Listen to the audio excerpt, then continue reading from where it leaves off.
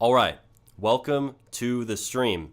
Can you let me know in chat how I'm sounding, how everything's looking, and we'll get started. So I'm going to talk about Robux today. I'm going to specifically talk about marketing, and we're going to get to why that's important in just a moment. This is going to be one of the best streams yet. You're not going to want to miss it. It's going to be absolutely insane. I'm super excited for this stream. So yeah, let me know in the chat how the audio sounds, how that's all going. So yeah, so this stream, we're going to discuss exactly how to market yourself in the Roblox community. We're going to be discussing how do you grow your channel, how do you earn Robux, how do you make games, how do you get commissions, how do you promote yourself, how do you grow on Twitter, how do you grow on X, how do you grow on YouTube. It's going to be an insane stream, and it is going to be awesome. So make sure to like up the stream. Let's get more people in here. Make sure to share it. It's going to be amazing. I don't want anyone you know to miss the amazing value that we're about to drop. So yeah. What was with the last fake stream? What are you talking about? These are the most real streams you're going to see on Roblox. Now, the last stream we talked about, speaking of the last stream we talked about how do you go viral on Roblox YouTube. That stream was absolutely amazing if you're wanting to get started marketing yourself on Roblox. But this stream is going to be more all-encompassing. We're going to talk about how do you get commissions? How do you grow your games? How do you grow your channel? How do you grow your X? How do you grow your Roblox group even? So yeah, we're going to get into a lot in here.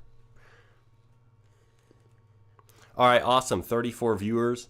This is going to be awesome. Make sure to keep liking up the stream. And yeah, so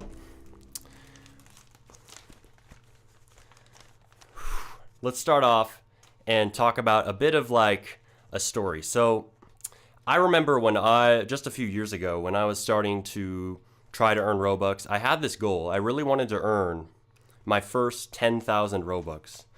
And it was difficult to say the least. So I had started out and I was trying to do commissions. I was trying to get started and get a commission that was worth 10,000 Robux. This was before I had really made that much Robux on Roblox. This was when I was just starting to really get serious about it and just starting to improve my skills. And it's probably really similar to the position that you might be in right now. And it was difficult. I was starting out. I was looking all over the place for commissions. I remember I even tried, like, when I first got on Twitter in like 2020, I first got on there and I was trying to do GFX commissions.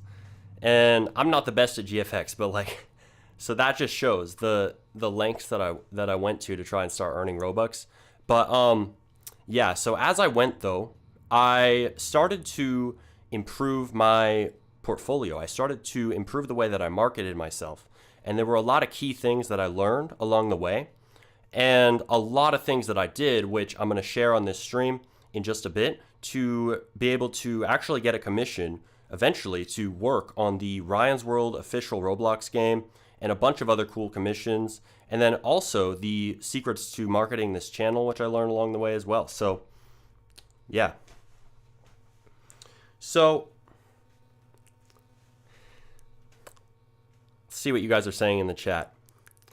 Smarty, isn't there a great website for selling assets? Yes, there is. Actually, the next video is going to be on that. One of the upcoming videos. It's going to be really good. It'll really help you if you're trying to earn Robux and start earning money on Roblox. The J, I don't really know what you're saying. Rap, say how we, what?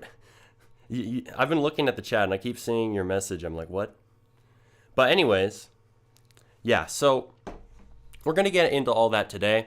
I'm just getting warmed up here. So you're going to see this stream be amazing in the value that we're going to uncover today. So yeah, so this is going to be a several part stream. We're going to do the first part on how do you market games, the second part on commissions, how do you get commissions, how do you market your commissions, similar to what I did in order to get that great commission on the Ryan's World Roblox game.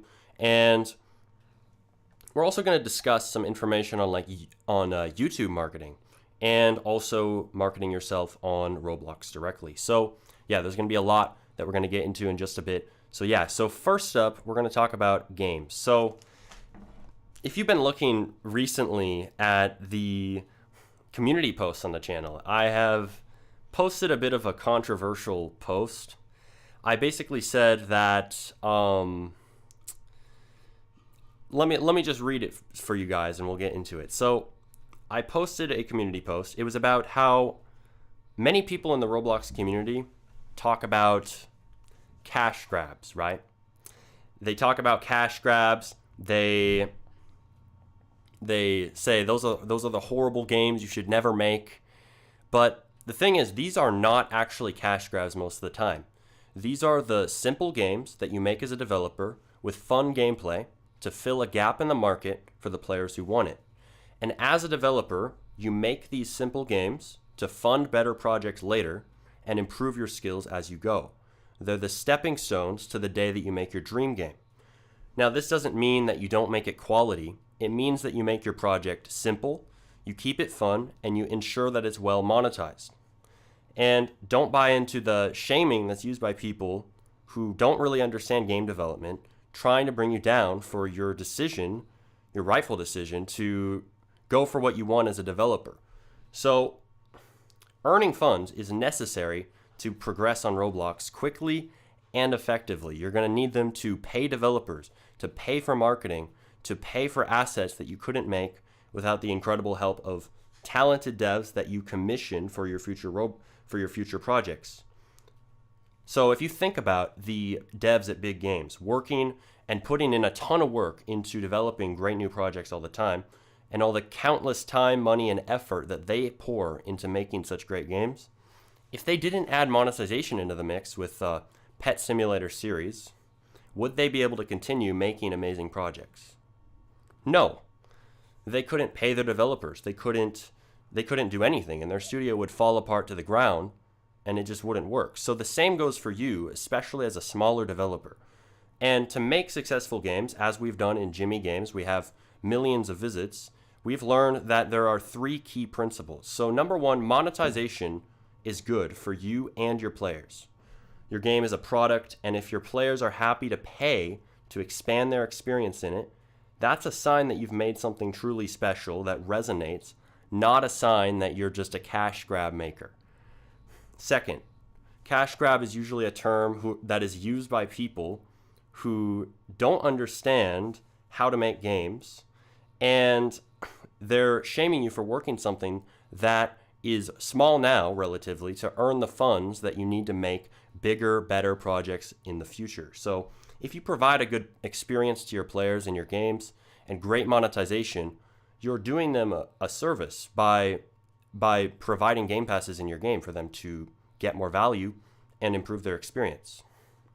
And third, development is not a one and done deal where you make your game now, hit publish, and you're just done with it forever.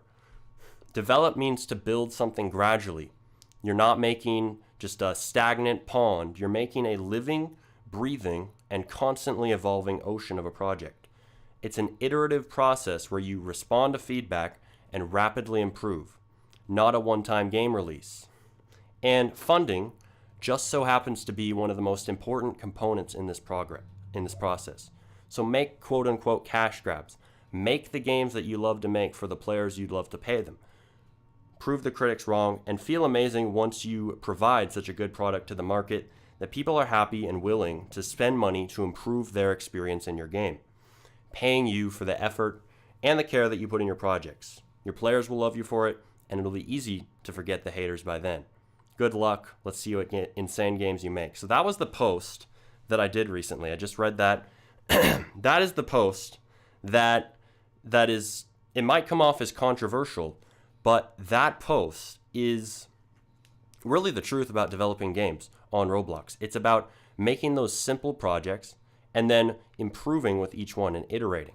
And a lot of people get stuck in this mindset of, oh, don't make cash grabs, when oftentimes most of the quote-unquote cash grabs are actually just simple games that you make to fill a gap in the market and earn the funds that you need to make better projects later. So this is really the truth about game development. And this is what we talk about all the time on this channel. This is the exact formula that you really should apply, because otherwise it's a lot harder to make those better games later and to improve as you go. So yeah, that's really one of the main things for creating games and for understanding how to market those games. So this is a stream about marketing, right? To market your game, you're going to need Robux. So this mindset of thinking that any game that is designed to earn you Robux, any game that is designed to gain funds, is really a limiting mindset. Thinking that any game that is designed to make money is bad and is a cash grab is really a limiting mindset. And when you see it as most of the time, these are just the simple games that you make as a developer with fun gameplay to fill a gap in the market for the players who want it. So yeah, I thought that was an interesting post and a good way to start off this part of the stream. And yeah, so let's see what you're saying, and let's see what you're all saying in the chat. All right, the J, I'm muting you. I'm so confused. What are you even talking about? What are you even talking about? Anyways, okay. Dave Plays said, how much Robux is enough to fund and create a dev team with excellent developers? Well, that really depends on the game that you're doing. I often tell people that it's best to start networking and to start working with other people and start finding other developers to work with by giving value and by making friends with people, making genuine friends. That is going to work a lot better than trying to pay developers, especially when you're a starting developer, because when you're a new developer, you don't have that many funds, you don't really have the experience, you don't really have all of the skills in order to make that great game that you want to make. So being able to network, gain friends, and provide value to people, give so that you can also, you guys it's a value exchange. It's a give and take, right? So when you start to give value to people, when you start to network with people, you'll be able to make games, and you're not going to have to spend millions and millions of Robux to get something going, or tens of thousands, or whatever amount it'll take. Like, I tell people this because many times newer developers are trying to find out, how do I pay people, when what's best is to find friends and work with them. Give value, network. That's going to work a lot better. Pinguinio said, I think they mean cash grabs as in games with predatory ways to get Robux. I may be wrong, but I don't know. Well, I'm not excusing those games. I'm talking about the games that you make that are designed to fill a gap in the market and can earn you Robux. It's about making a great experience, making something simple, and actually being able to earn Robux off of that, because people, yeah, sure, there's games that are really, they're scams, they're not good games. That's not what I'm talking about, but people lump in all games that are designed to earn a bit of money. They often lump them all into that category of cash grab, and that just isn't really true at all. The most games that people call cash grabs are actually just they're simple games that you make as a developer with fun gameplay to fill a gap in the market for the players that want it.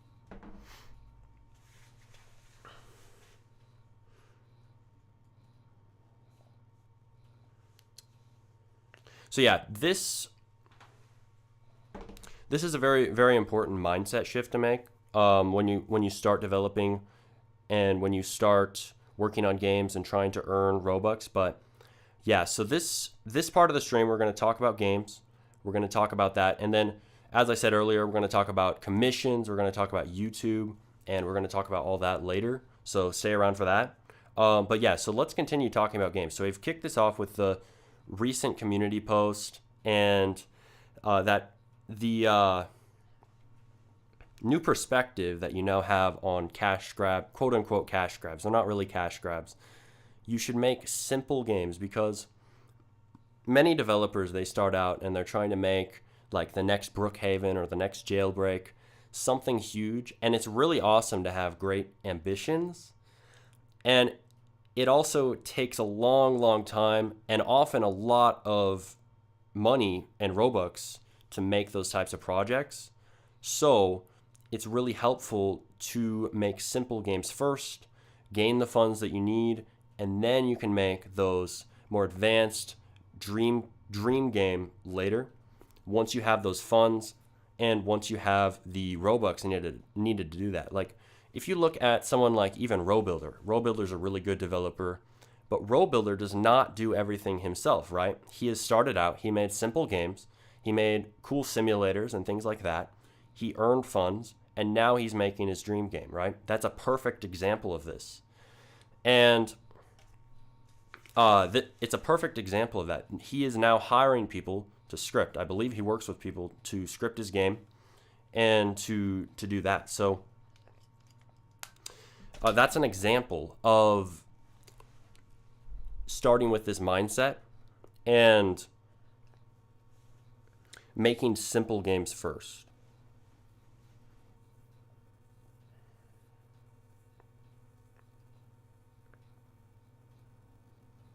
Cavalry said, is it worth starting multiple things to earn Robux, or should you put all your focus into one thing? That's a good question. I would say that it is best when you start to focus on one thing, because when you start, it's a lot harder to stretch yourself out over multiple projects, because oftentimes you're developing one skill when you're new. And it's best to focus on that main skill and that main channel that you use that skill in, whether that's commissions, whether that's making games, whether that's making YouTube videos. So yeah, it's best to focus on one thing at a time. Magic Ezra said, what about making a big project as my first official game? Well, you can do that. I'm not saying that you can't, but I'm saying that it's very helpful to make those simple games, because when you make a simple game, you are able to gain funds. You're able to build up to that point where you can make those better projects later. And as we've done in Jimmy games, we've earned millions of Robux off of very simple games. If you've seen some of my other videos talking about this, we've done this strategy there, and it really shows how making simple games and slowly ramping up to making those better projects later is definitely the best approach, especially when you're starting out. I gotta jump back in. I got idle kicked. What's up, Stinky Pinky?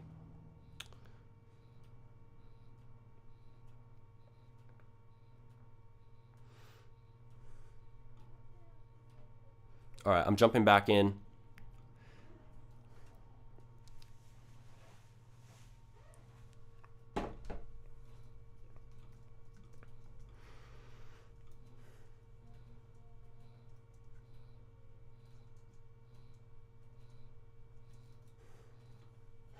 Okay, there we go.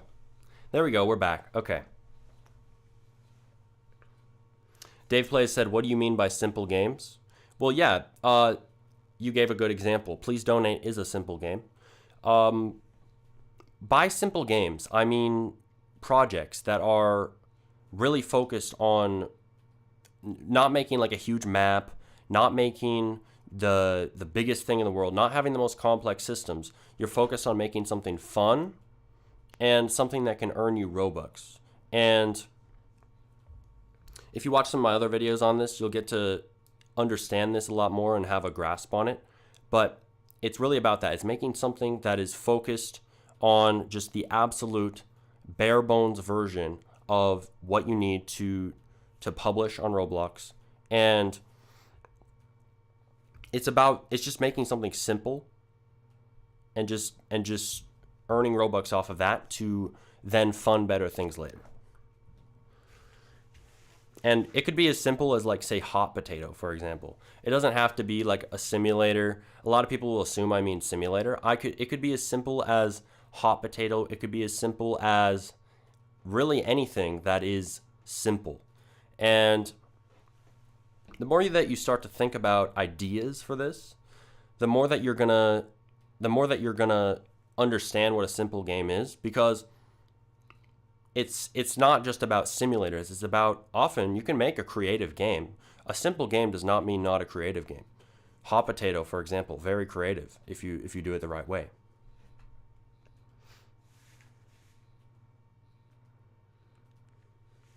The J, what do you mean? Rap say he smack. What does that even mean? I just have to time you out, because every time I look at chat, I see you talking. I'm like, what are you talking about?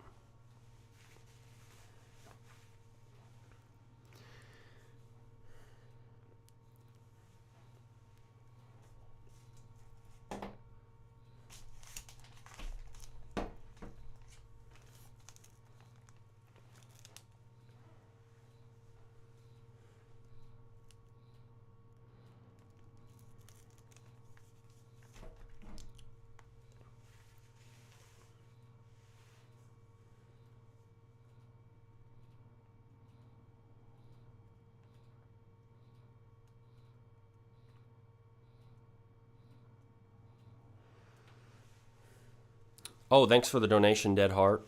$5 donation. Thank you. Got a motivational quote for us. I was coding for a while, but got a little discouraged after.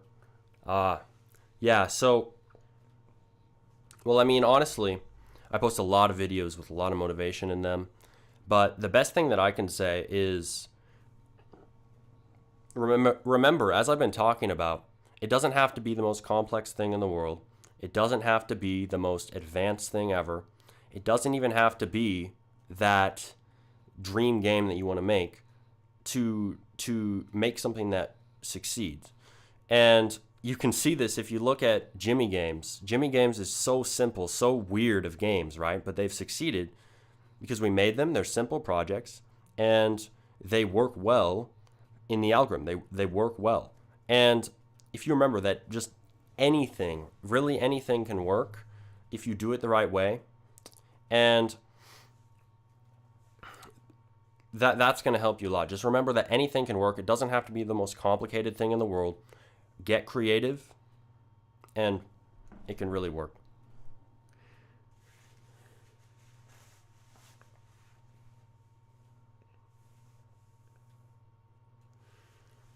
But yeah, I really want to amp up this stream. I feel like we can do better. We can make this insane. So make sure to like up the stream.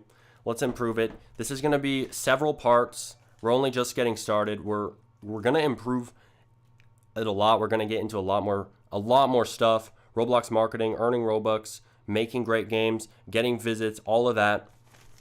So yeah, the first thing that we've been talking about is making a game. And specifically, we've talked about how oftentimes people get stuck in this mindset that cash grabs, quote unquote cash grabs, are super bad, and people lump in all kinds of games into this category when most of the time it's not really that. It's actually these simple games that you make as a developer with fun gameplay to fill a gap in the market for the players who want it. Now, let's break that down a little bit more. So that's the definition of cash grabs, of quote unquote cash grabs. It's not really a cash grab. What this is you're making something that's really simple, you're making it fun, and you're filling a gap in the market. Filling a gap in the market is where you look at Roblox, you look at search, you look somewhere, and you see that there is always places where people want to play a certain type of game, but none exists there yet. There are no games on certain things. This could be a meme that's recently came out. This could be a trend. This could really be anything. But when you search for market gaps, you search for places, you search for game ideas that have not been done. You search for you search for things that players would be interested in, but have not been done. That's filling a market gap. And this is what we did in Jimmy Games. We started out with meme games, right? And we were jumping on different trends and different memes that came up. And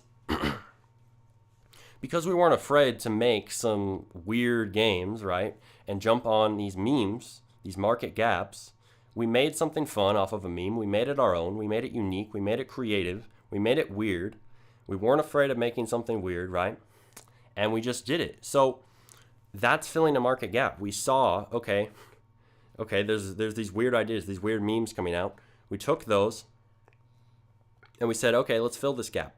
And whether you like the games or not, it worked. And it proves that filling a market gap is very, very important and very possible. I feel like a lot of Roblox developers, a lot of new ones especially, they don't understand looking at the market, looking at all the games available, seeing, okay, what's there, but what isn't there? Like, you got to get that vision on what is not there yet. What do people want?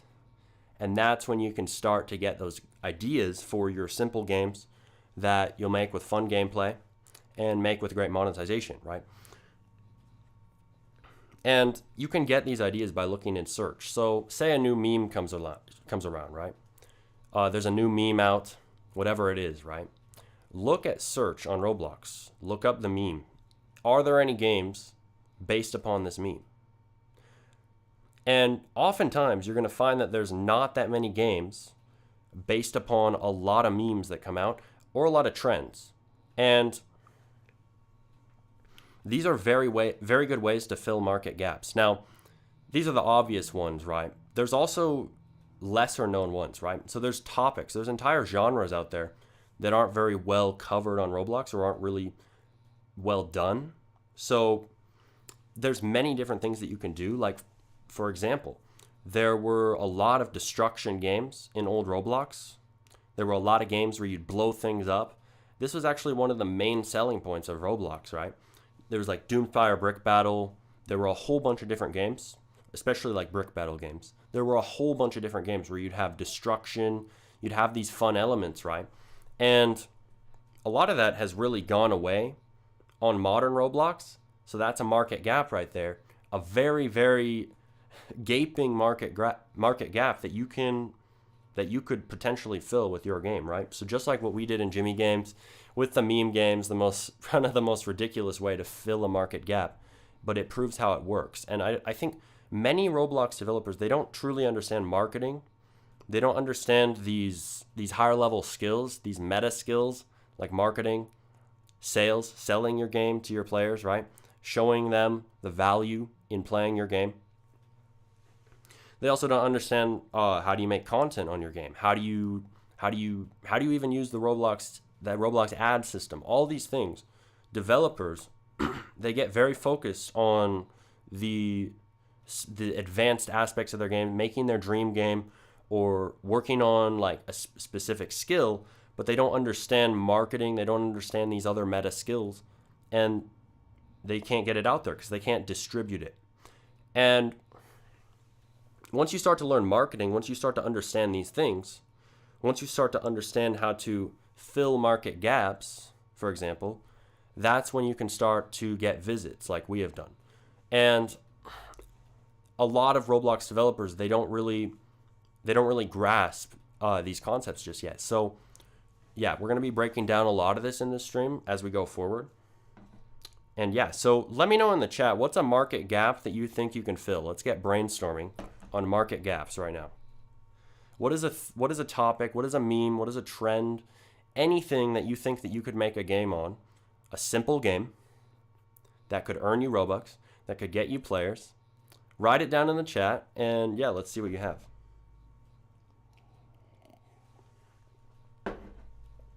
And also make sure to search.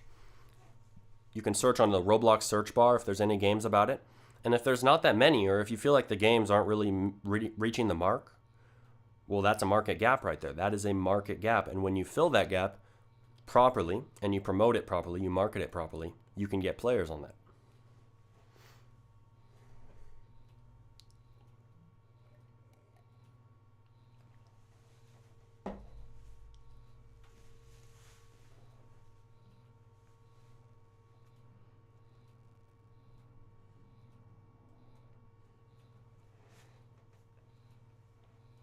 All right, seeing some good ideas. Old War games by Runs VS1. H80 said World War II games. Yeah, good ideas. I've seen a lot of like army games, but I feel like a lot of the army games, like they aren't really that open to like a large amount of people. Like they're cool, but they're like really specific to like their group, and that can work well, like making a group, making a community. But it's a bit different than making like a game for like the wider Roblox audience. So there might be ideas there, for sure.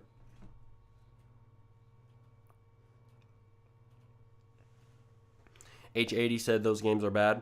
We need better war games. Okay, so that's a market gap right there. If you need better war games, that's a market gap.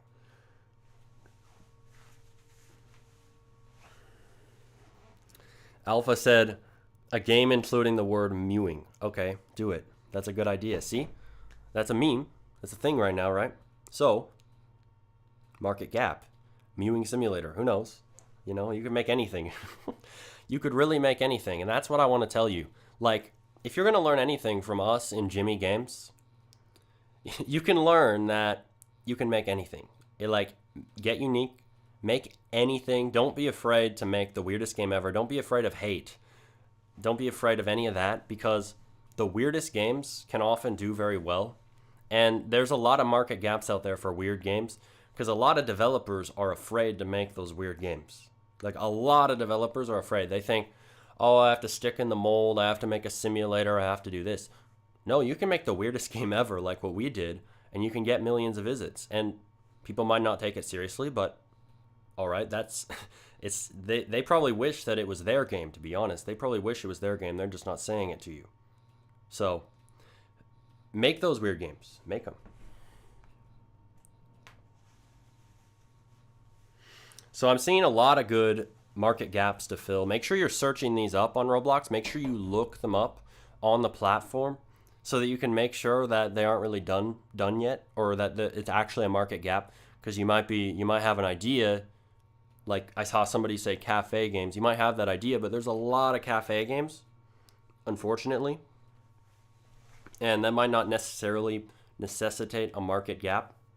But yeah.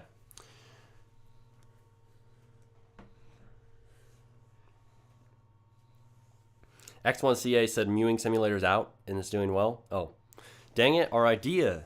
Whoever's idea that was, they took it already. See, guys? That's another thing about market gaps, is you have to be quick about it. Like, in Jimmy Games, we have this game called Sussy Imposter Land. Weirdest thing ever, right? But we were really quick about it. When we made that game, we just got it out there. We weren't too worried about anything, really. We honestly made it for fun at first. And now it has, like, millions of visits. So that's an example of market gaps and speed. Speed's very important if you're going to fill a market gap. A lot of the time with these simple games that you will start to make, the most important thing, one of the most important things, is doing this quickly, because simple games can be made very quickly, and compared to like the dream game that you may want to make. And that's something that really helped us, was just making them quickly, getting them out there, not worrying about it too much. And yeah, if you want an example of a weird game, like a really weird project that does well, Jimmy Games has this. Okay, this is the most crude game, right? We have a game called Poopland. This game has like consistently like 80 to 100 players. Kind of crazy, right? There's also a dev on Twitter named EvanBear1. He's really good. He's a super skilled developer. He's worked on huge projects. He even used to work for GameFam. He used to work for GameFam, so he's a really, really good developer. He made a game called Poop in the Box. And that game did really well, right? So get weird with your games. A lot of developers, I think, are afraid to make something weird. When, look, one of the most successful devs out there, one of the most accomplished devs out there, is making these weird games, and he's happy about it, and they're doing well. So think about that when you're filling a market gap.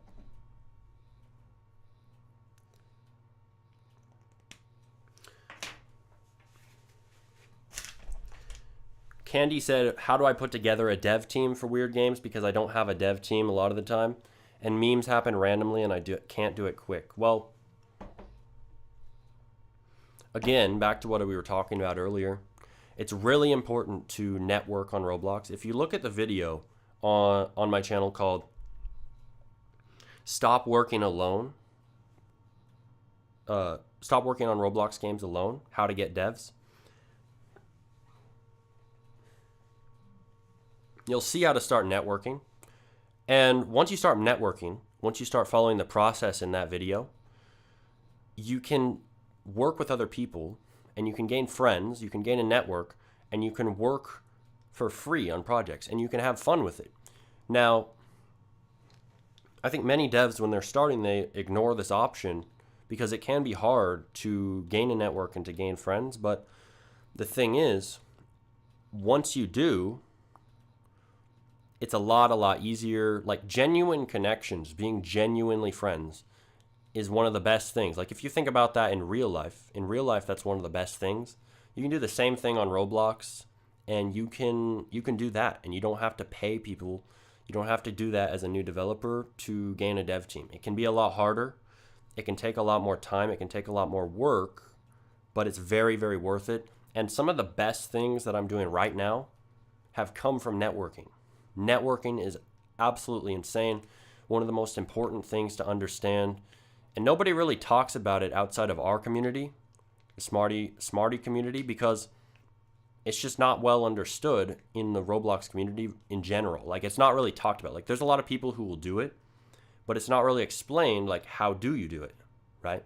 So when you watch that video, you'll see the process. This is coming from me, like, studying, okay, how do they do it in business? How do they do this in the entrepreneurship world, right? I've looked at that, and I've taken that over, applied it to Roblox in that video. And yeah, so basically what it's about, that video we discussed, giving value. So when you give people what they want without any expectation of anything in return, you're basically raising your social status. You're basically raising the amount that people want to work with you, the amount people respect you. You're raising all of that. And this is how you can start to gain friends, because if you can imagine, like, yourself, if somebody came to you and they were like, hey bro, I want to help you, I want to build you this, and I want to give you some advice for free, and I just want to talk about development. Like, if you had somebody come to you and say that to you, can you imagine how happy you would feel? Like, who wouldn't want that? Who wouldn't want someone to come to them and say that to them, right? And that's what you're doing. If you can be that person, because nobody's really doing this, if you can be that person, you can do that for someone, and they're on the other end. They're so happy that they're getting all this support, and you can become friends. Now, of course, I'm not saying if somebody's rude, if somebody's just not giving back or not reciprocating in the friendship or whatever, you don't have to talk to them. Don't be used for your goodwill, right? But it's a really, really good thing to do. And a lot of devs, they go, I say this because a lot of devs, they go, can you please help me on my game? Can you please join my game? Can you please help me? Can you please? And I'm sorry, but that's just not the way that it's going to work. Like, nobody's going to help you. When you do the opposite of that, and when you start giving, you get like the complete, you get the rewards, because like what we talked about earlier, imagine in your position, if you were in their position, right? You'd be so happy if somebody came to you and was just giving you advice, giving you feedback on your stuff, just being a good, supportive person, right? So, yeah, giving value, so important. And that's how you can start to gain friends and gain a network. You can join Smarty Devs below.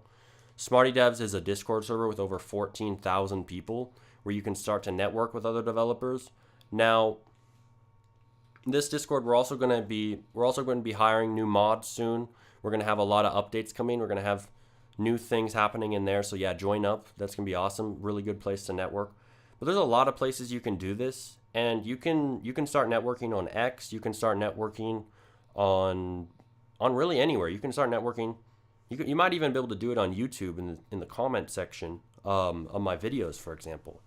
But yeah, so let me give you another thought experiment to make this even more clear.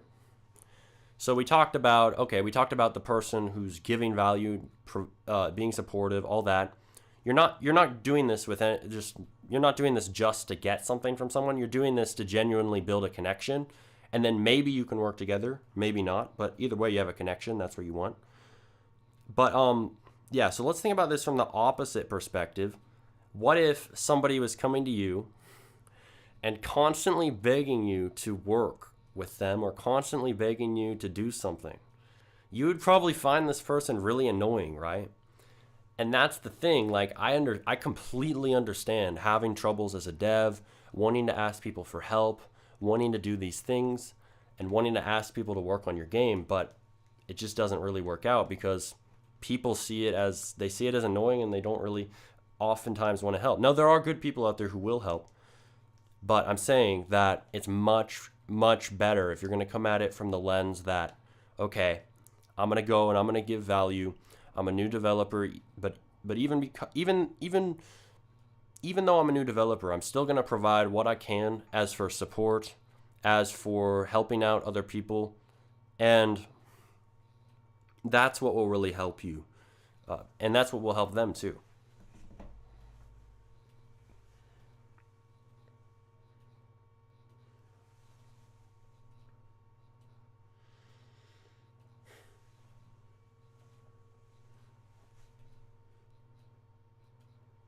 All right, I'm taking a look at the chat. The stream's going good so far. I'm really enjoying it. Let's keep it up. We're going to get into a lot more soon. As I said, if you're just joining in, that's awesome. We're talking about, in this section of the stream, how do you work on games? How do you market games? How do you grow games? How do you gain friends, gain a network to work on games? And after this, we're going to get into some insane stuff on how do you get commissions? How do you promote yourself on X? How do you earn Robux that way? And also after that, we're going to talk about YouTube. How do you grow on YouTube? Some awesome stuff on that, just like what we did last stream. And then we're also going to talk about a bit about growing on X, etc. And yeah, so there's going to be a lot that we're going to get into. But yeah, so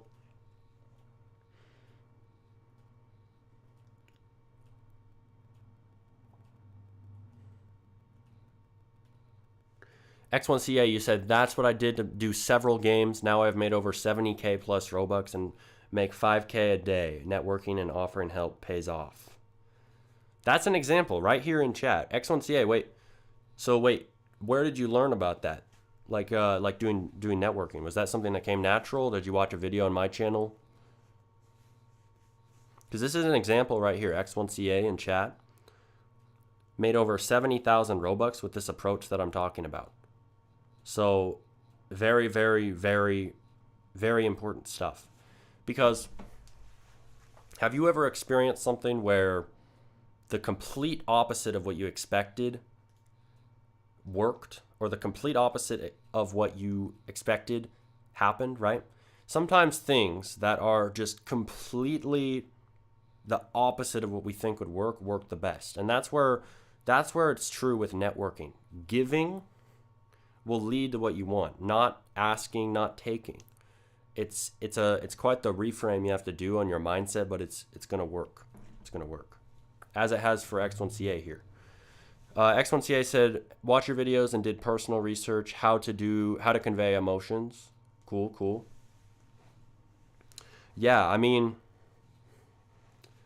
that proves it can work. So go ahead, start networking, start giving value, and you'll get value eventually. But it's not about expecting value from one person. It's just knowing, believing that you will. And that's really what it's about. It's awesome. And there is a principle in psychology called reciprocity. So people feel inclined to give back the more that you give. This is just a natural thing in psychology. So while we aren't sitting there expecting somebody to give back, we're giving value just genuinely, like helping out people. But either way, they're still going to feel like giving back because of reciprocity.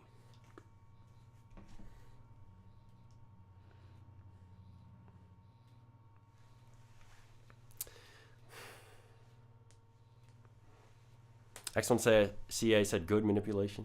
That's not what this is, though. This is about positively influencing. This is about giving value genuinely, not expecting anything in return. It's just being a genuinely positive and helpful person.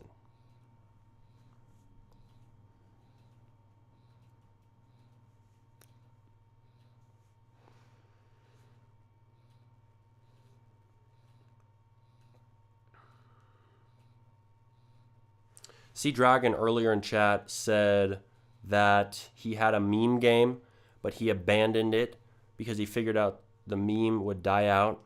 Is that bad thinking? Well, in my opinion, it might be, because the thing is, in Jimmy Games, we made meme games on memes that were basically dead, like, or you'd think that they were basically dead, but the game still worked out pretty well. Got millions of visits when we promoted it a bit.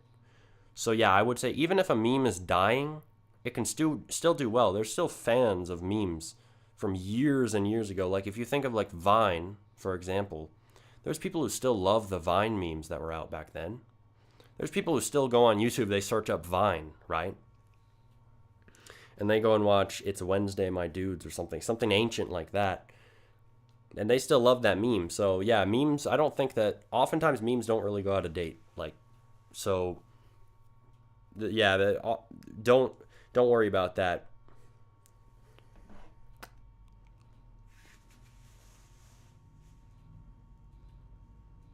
King Chicken said, don't expect anything from it, just do it and be conscious of the situation. If someone wants to help back, that's cool. Exactly, that's what I'm getting across. It's not about just expecting people to give back to you. That's not what it's about. It's about just giving value genuinely. And then if someone wants to give back, cool, right? And it's a good way to do things, because it's exactly the same in real life, right? If you go and you're a positive person and you're just friendly and nice and you're not expecting things, you know, like you're probably going to gain friends. If you're at school or work or wherever you are, you're probably going to gain friends if you're that person. Right? So that's the same exact thing on Roblox, but oftentimes people, they get in this other mode because it's the internet, and it makes a lot of sense, but it's the internet, right? So, but it's still people on the internet. So remember that and start networking, and I'm sure it will work out for you one way or another. Dude, why am I getting idle kicked from Roblox? Screw Roblox. All right, I'm rejoining this.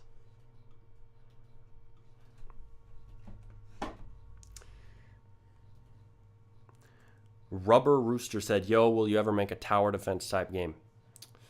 I mean, maybe. It's not really my type of game to develop. Mainly what I want to work on is ABR. It's an anime game.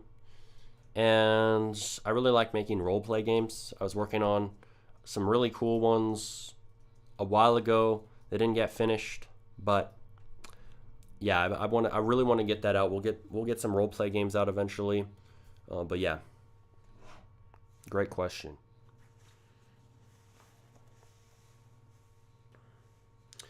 LM Roblox said, how do I sponsor my game without using Roblox ads? Well, there's a lot of ways to market your game, so let's get into that right now, actually. That's a really good pivot right now.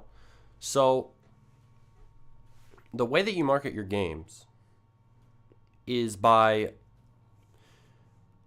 oftentimes, like, social media can be such a good way to do it. So, if you look at Vector3, which is an account on X, they talk about how many times they've helped people grow on TikTok and stuff, and they've helped people promote their games there.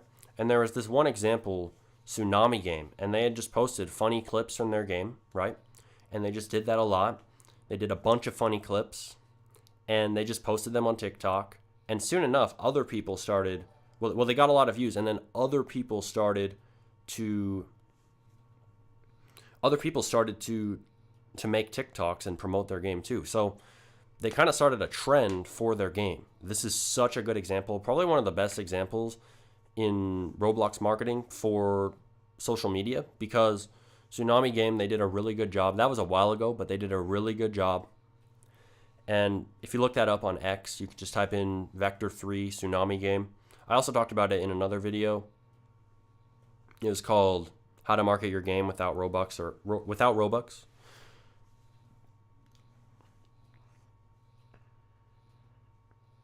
But yeah, so another good way, aside from TikTok, is YouTube. Now, there's a lot of people out there who are starting to make development YouTube channels. This space is really heating up. Like, I don't know if you've really seen this, but like there are a ton of people making Roblox development YouTube channels.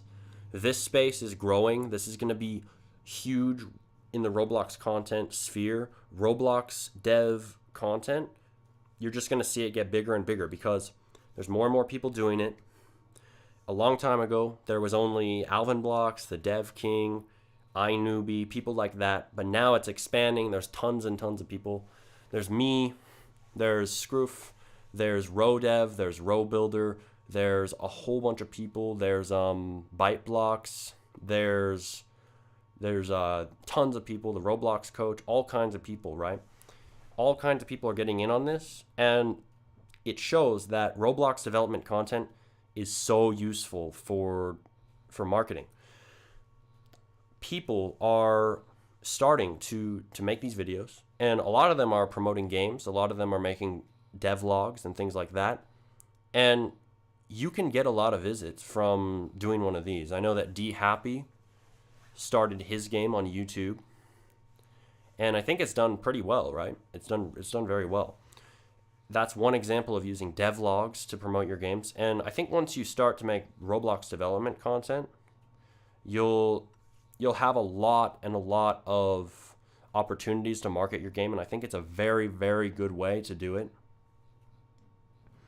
And when you start a dev channel, you can do a lot. Like there's a lot of potential. And also something to realize is that this niche is a lot less limiting than a lot of the YouTube niches, and especially the Roblox niche. Now, I heard RoBuilder say this once. He was on a podcast, and he said that Roblox dev content is...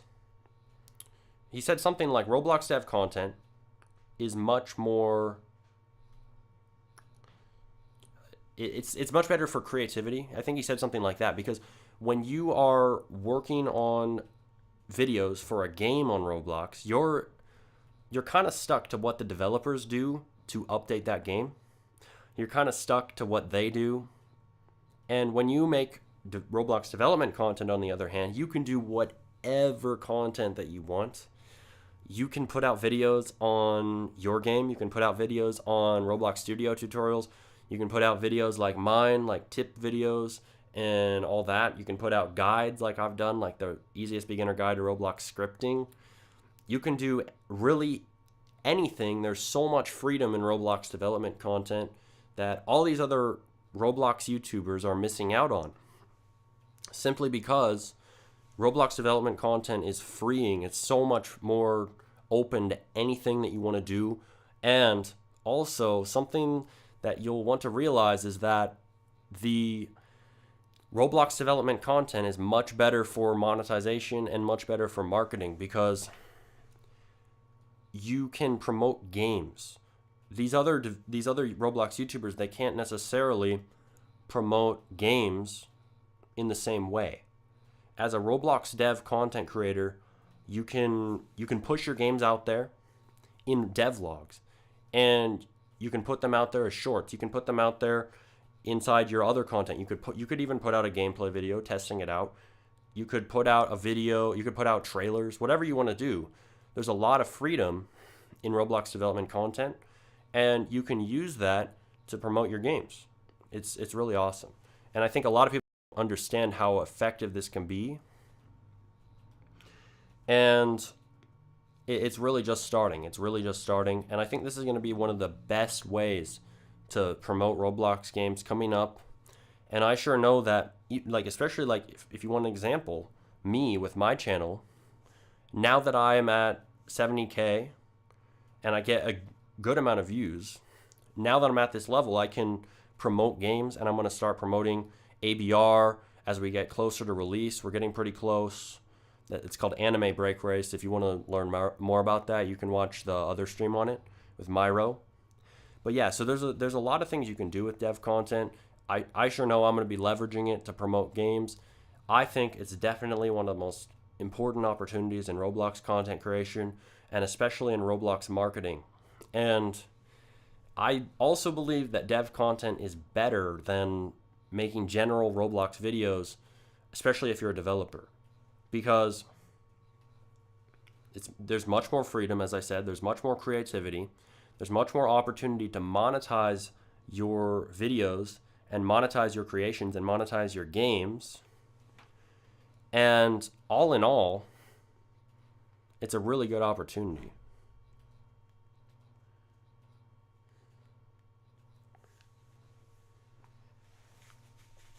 So yeah, that is my take on Roblox dev content. That is my take on one great way to market your games. Now,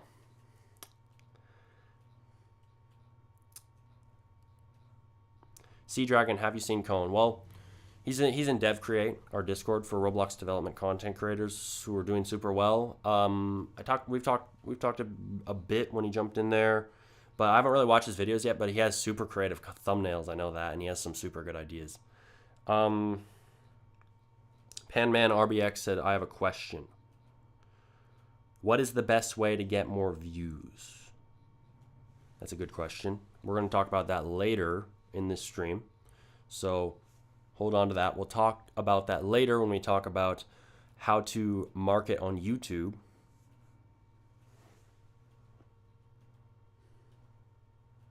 And you also asked how to make better videos. We'll also talk about that later as well. So stay tuned for that. And yeah, so Roblox dev content, going to be one of the best ways to market your games. It's going to be one of the best ways to market anything you do on Roblox, really. And it's becoming a much, much bigger niche. It's becoming a much, much bigger opportunity every day. There's channels like mine that are going. There's channels like DHappy. There's channels like RoDev, even RoBuilder, because RoBuilder, dude, he's probably the best. He's been doing it for the longest time, the most consistent out of any Roblox dev content creator. But it's really just getting started. And you, yes, you could really be the next big Roblox dev content creator. There is like no competition. Like, relatively. Obviously, there's a lot of people doing it, but there's no competition because it's such a creative space. And if you jump in with your game or your ideas or your style of content, your format of content, dude, you could dominate with that because there's so much, you can really do anything with Roblox development content. And I know that a lot of you have really good ideas that should get out there. They deserve to get out there. And starting a dev channel is going to be one of the best ways to get your ideas out there and to promote them. And it's such a good opportunity because there's just barely, like, it's just getting started. This is just getting started, and it's amazing. So yeah, and also Dev Create. I kind of mentioned that. Dev Create, I'm going to break this down a bit more because I think this is also very key to Roblox development content. Dev Create is a Discord server, a network. Well, it's not just a Discord server. It's a networking place for Roblox development content creators. It's a really, really good place. I also drop a ton of advice in there. We do calls. We do this. We do all this stuff. It does have somewhat high requirements to get in. They're going to be raising, but it's a really good way to network, especially if you're getting into the Roblox development content space. And once you grow your channel to a good amount of subscribers, 1,000 plus, I believe, though that may raise. Once you do that, you can join there and you'll be able to network. You'll be able to collab with people like many have. Scroof, for example, he joined. And then a lot of the people who were jumping into his first video that really took off, which was about, he did like one of the first ones for 6 devs make a game with no communication, that trend. He was one of the first ones to do that, and a lot of the people that he found to work on that video were in Dev Create. So Dev Create's going to be an insane part of this, and I'm really excited for you to join in there once you have a good amount of subs. And yeah, so it's really just one part of this whole ecosystem and this whole opportunity.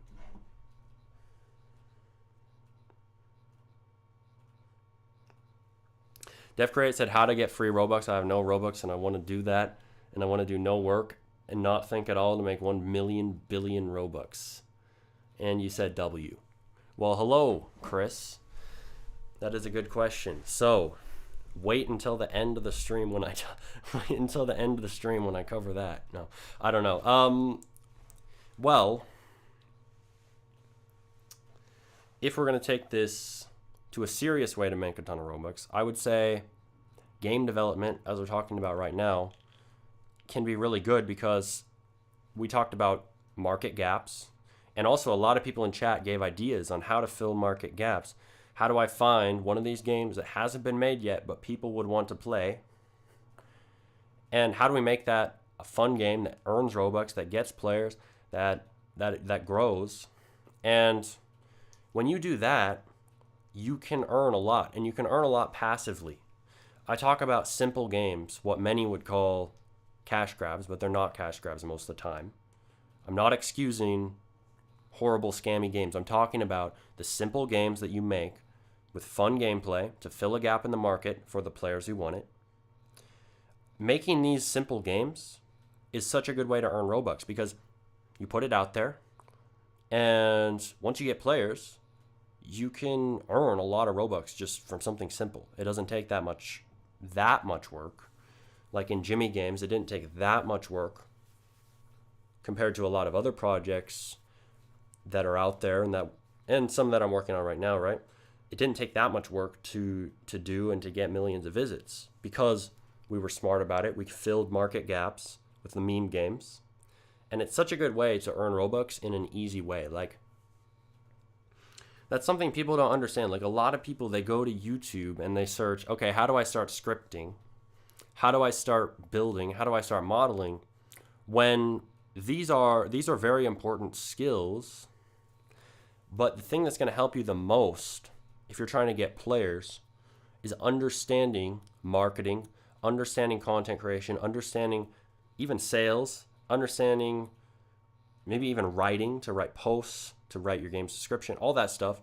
All of this is what I'd like to call meta skills. These are skills that are above the skills. These are skills for everything in life. And the more that you can understand these, the more that you can make things succeed, because these skills are how you get your stuff out there and how you use human psychology to bring your games to the players who would love to play them. You bring them that value. And not many devs really focus on this because they're getting started. They think the best way to make a game is just to jump in and start learning scripting, when that's very important. But you can't get players with just scripting. You got to understand marketing. You got to be able to kind of think in a weird way and step outside of the boundaries of conventional thinking, and step outside the box and fill market gaps with your game. People are often afraid to make weird games, to fill market gaps, to make a game on a trend or something like that, when that's one of the best ways to earn a bunch of Robux without that much effort necessarily, or without all that time and all that. And that's why I talk about that all the time, because once you do this, dude, you can fund better projects later. You can pay developers, and it's awesome. So it's definitely the best approach for newer devs.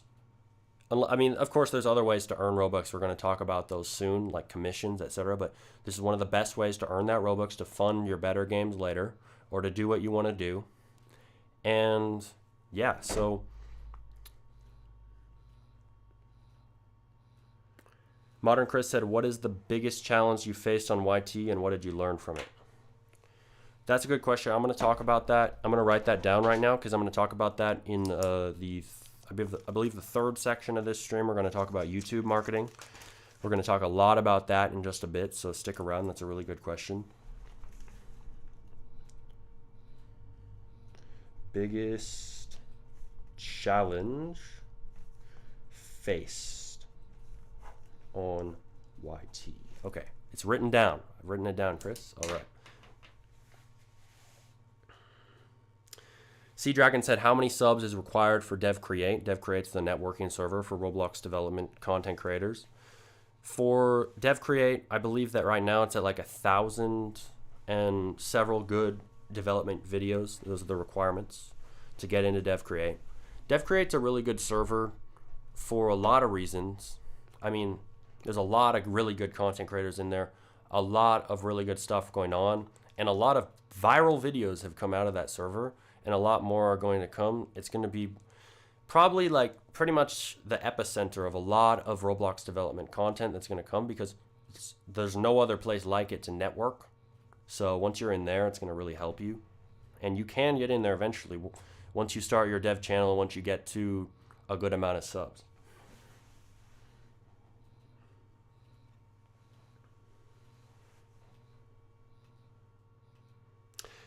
Kino PO said, Robux can be turned into real money?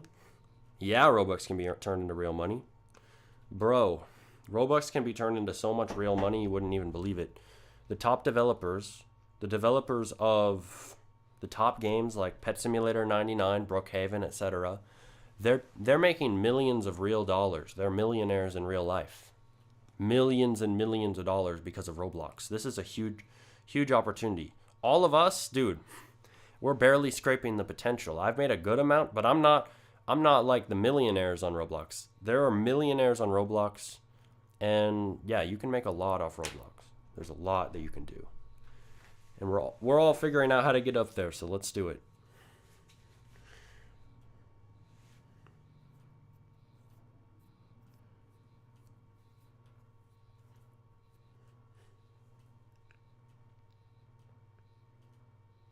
Lennon R said, is it worth finding a partner to help me in development?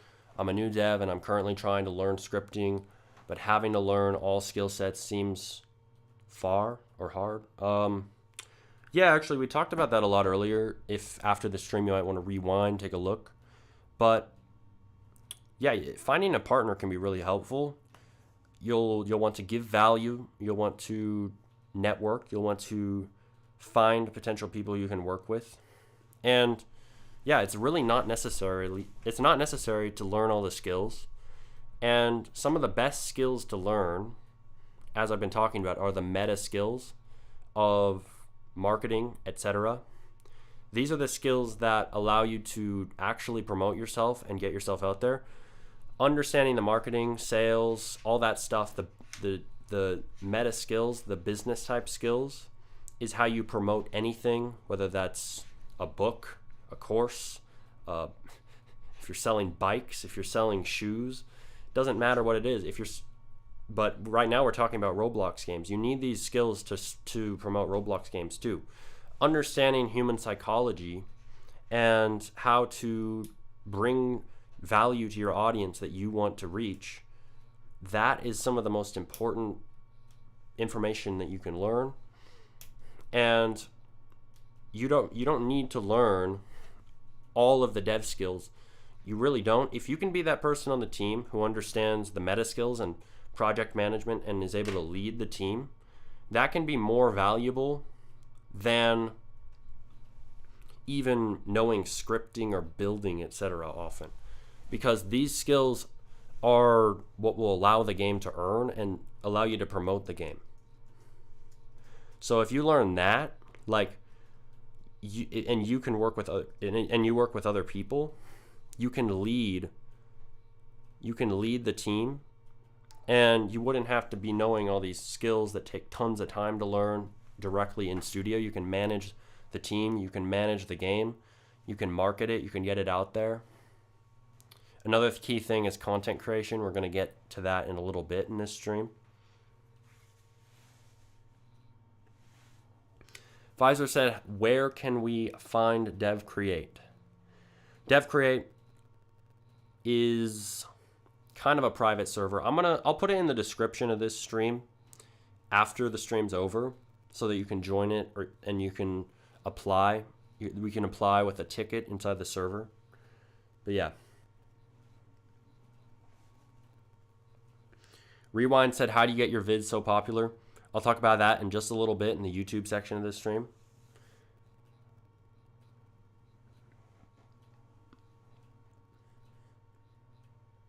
What types of videos should you make in a reasonable time to grow a dev YouTube channel as you grow a game? Good question. Devlogs. Devlogs are really good. If you take a look at D Happy, for example, he's really good at devlogs. There's a lot of people who do devlogs, and if you do that, you can make them and you can record at the same time that you're making your game. So it doesn't have to take that long. Just make sure that the storytelling's really good. That's really important for devlogs. And yeah, that's a really good way. No problem.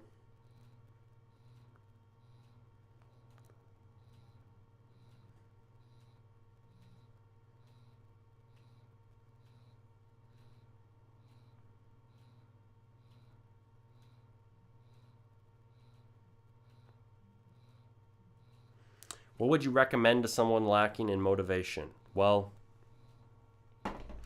I actually recently had somebody ask this on Twitter/X, and I actually said, learn what motivation is. Do you know what motivation is exactly? Do you know how it works? Because many people, they want motivation, but they think that it's just something that you get randomly, or it's something that you get and lose all of a sudden. But understanding motivation is as simple as just understanding a bit of psychology and how to influence yourself. It's about influencing yourself. The same way that you'd sell to someone else or influence someone else is the same way that you would influence yourself and motivate yourself to do whatever you want to do. And the more that you understand that, is the more that you can motivate yourself and the more that you can motivate others as well. So a lot of people, they don't really get the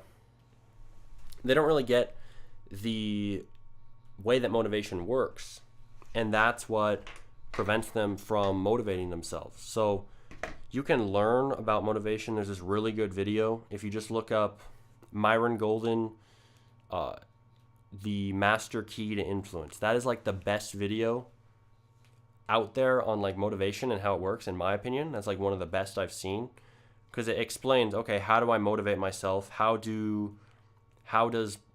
procrastination get caused? And he breaks it down in such simple terms. You're going to be like, what the heck? Why didn't I know this sooner?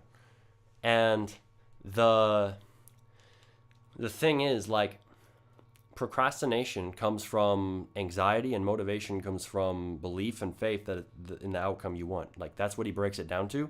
And he shows you, okay, how do I get motivation? Through thinking about the outcome I want rather than the outcome that I don't want. So yeah, Myron Golden, the master key to influence, that's my favorite video on motivation, because he breaks it down in a way that no one else really explains at all, ever. So yeah, that'll really help you for motivation. But yeah, let's get back to the marketing. Just drop my phone for chat. You can say L if you want. But yeah, Sea Dragon said prioritize discipline over motivation. I would say you need both. So sometimes you're going to not feel like it, and sometimes you're going to feel like it. So you need discipline, the ability to push past no matter how you're feeling and do the work anyways. And you're also going to need passion and genuine emotion and motivation towards what you're doing. And I don't think that you can really do well without both, because there's going to be days when you're super passionate about your work, and there's going to be days where you hate it.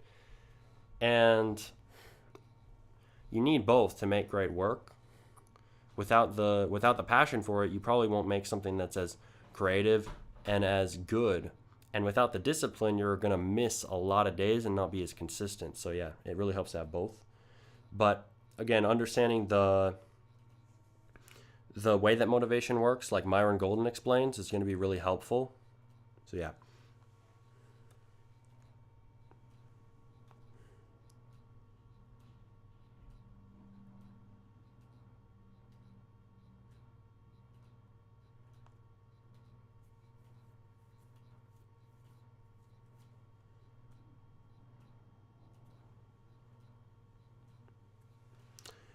Oh yeah, and also that video will really help you with your Roblox videos, because it's the same exact principle. You want to motivate people to click on your videos.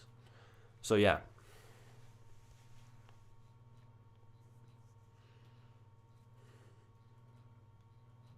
Dave Plays said, roughly how much money have you made from Roblox?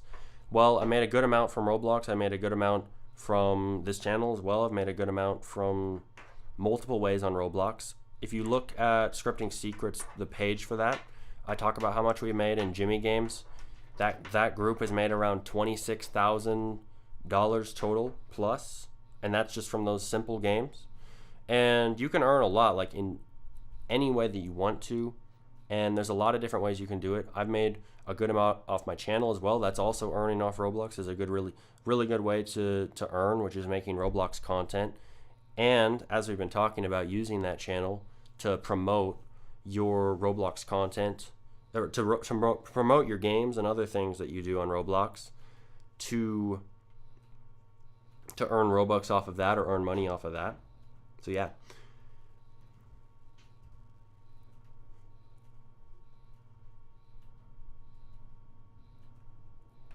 Pfizer said, motivation becomes a fake problem when the work feels worthless for the end reward.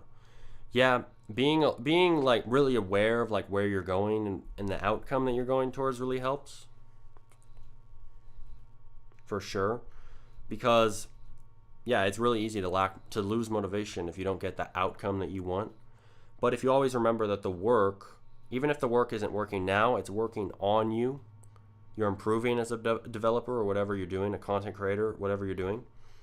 The work's improving you as you go. So the more that you realize that, the more that you can stay motivated throughout, because you realize, okay, all work works.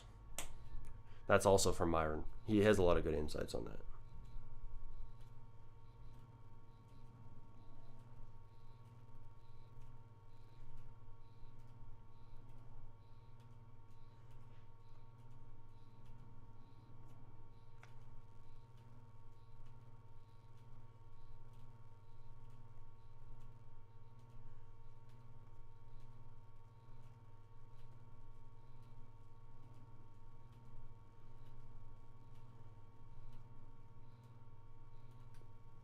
All right, let's talk about marketing again. Let's get back to marketing. So back what we were talking about. So we talked about a lot about marketing your games. We talked about, okay, how do you promote your games via a Roblox dev channel? One of the best ways to market right now, and it's going to be one of the best ways going forward. And we also talked about how do you market with TikTok. That's a good way. And Roblox is also updating their algorithm right now, so that's something really important. I need to look more into that, and I might make a video on that and cover that soon. But basically what they did is they made it so that you as a developer basically you're able to get into that algorithm a lot easier now. That's what they did in this recent update. You can get into the algorithm a lot easier than you could before. So the more that you just work on projects and you work on marketing them and filling a market gap, that's going to really help you to just get in the algorithm now, because they made it a lot easier. So they made it a lot easier to get in the algorithm. It's getting a lot easier for sure. Yeah, but I'm gonna have to talk about that more soon, because that's really important how they updated that.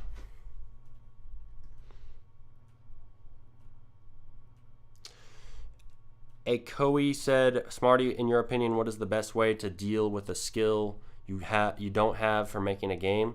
Let's say you have the most skills other than VFX. What's the best way to deal with that? Well, best way to deal with a skill that you don't have, again, is networking. Networking is going to really help you, because if you start to network and you start to work with other people, you can fill in those other skills by having other people on your team and by working with them. And you can watch the video on my channel called it was called Stop Making Roblox Games Alone. Here's how to get devs. That video is really, really useful for getting devs, because it breaks down how to network, and it's kind of the opposite of what you'd expect. Like, a lot of people think, okay, I got to go out there and I got to find people for my game, and I got to find people who are modelers and builders and scripters, when oftentimes it's actually about just giving value, helping other people out, being inspirational, being positive, and giving advice, anything like that. Just giving with no expectation of getting anything in return. And that's how you network. It's It's really simple once you get the hang of it. And yeah, that's the best way to fill a gap in skill on your game.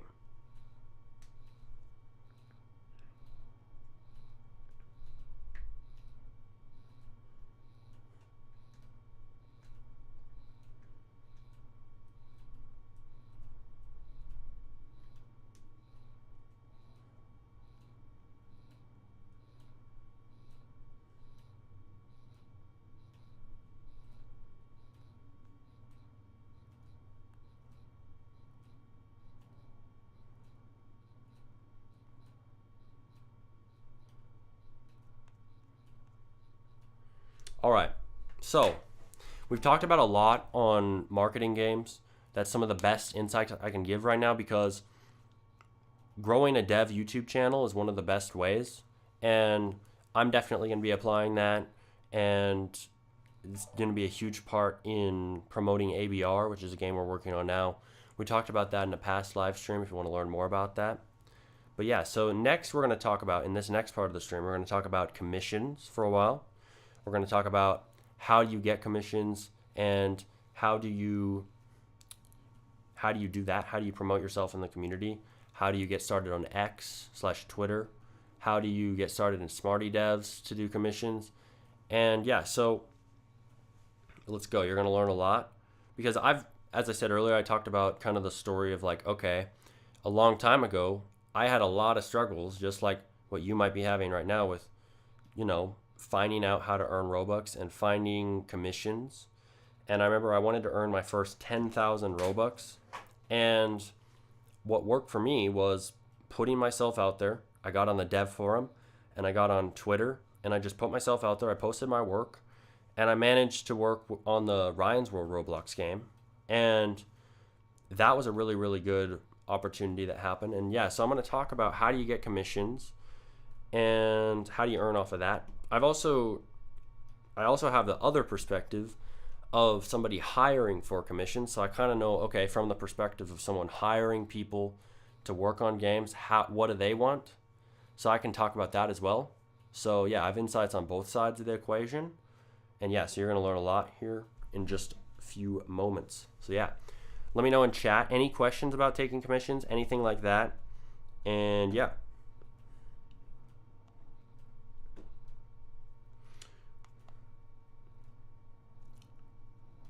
So the first thing for commissions. So the first thing with commissions is getting focused on one skill. And when you get focused on one skill, you can start to promote yourself and you can promote that one skill.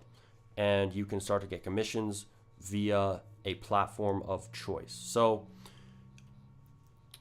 it's important to start with one skill, because when you're marketing yourself on Twitter, it's a lot easier to do so when you have one skill that you're promoting rather than a whole bunch. Some people might have a bunch of skills and they might want to promote them all, but focus on one, and that's going to help you with promoting your commissions. And yeah, so the second thing is to choose a platform and get your work out there. So as I said earlier, when I was starting, I use X/Twitter, and I did that. You can also do the dev forum. You can also do the talent hub. And well, the dev forum's a little bit different now. You might have to use the bulletin board. You can make a portfolio on there, but they don't really let you promote your work on there anymore because they want you on the talent hub. The talent hub is very good for getting some commissions. I know that some people have some complaints about it, like they don't think it's that good, but the talent hub can be helpful. The other one is Discord. Discord, you can join Smarty devs below. You can join hidden devs. You can join row devs. There's a bunch of different servers where you can start getting commissions. And if you put yourself out there, you put your work out there, you can start to get commissions. And what I learned from getting the Ryan's World one and putting myself out there is that you create more luck by just doing more, by putting more out there. I would not have gotten that commission if I didn't take the chance and just put it out there. So that's a really good takeaway from that, because I remember, dude, I wasn't even that like confident in my work at that time in 2020. I wasn't even that confident in my work, but hey, I put it out there. I presented it well in my portfolio, and they reached out to me and they wanted to work with me. And it worked out, and I made a good amount in USD, and it was good. So yeah, that just shows, put out more out there, put out more stuff, and you can increase the luck that you have. And that's going to really help you when you're doing commissions, because like a lot of people, they just don't take that first step to do it. They just don't start. Or maybe they're afraid that people will like judge them or hate on their work or something like that. And I completely understand that can be quite a fear when you're starting.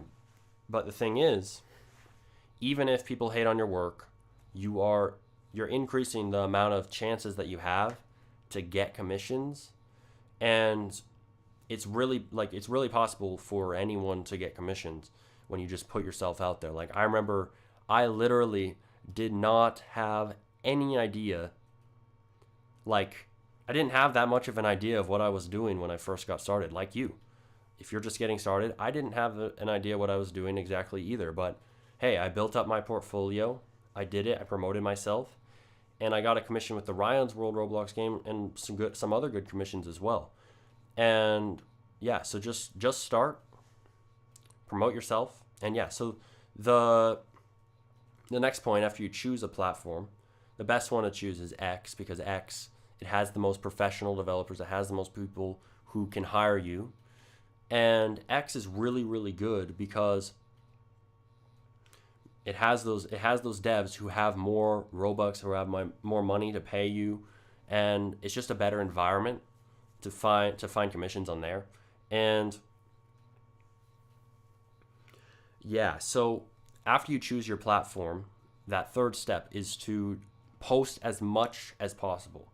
Now, that doesn't mean to lower the quality. That means to do great quality, but increase the volume that you do, and just post.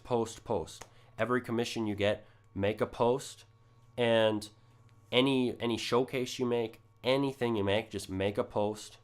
Make it good, but make a post. Get it out there quickly. And in every single one of these posts, you'll want to include your Discord or a mention of your Twitter DMs or something like that. Just any kind of contact information, and say, you can commission me here if you want something like this. And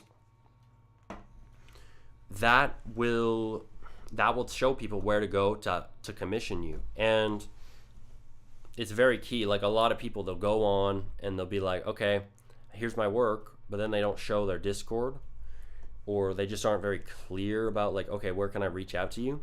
So make sure it's really, really clear. I know that I sometimes, when I'm looking for somebody to hire for a game, or I know when my dev partner Myro, when he's looking for somebody to hire, same thing.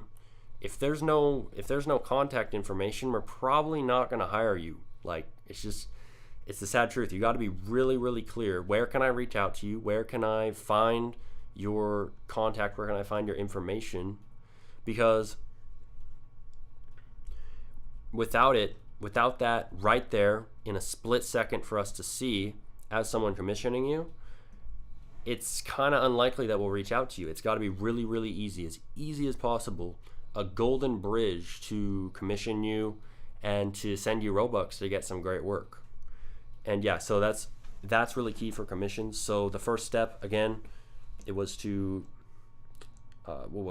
It was to get started with one skill. Second, choose a platform, get your work out there. And third is to put out a large volume of work. Of course, do a good job, present it well, and show where to contact you. Those are the 3 steps to start getting commissions.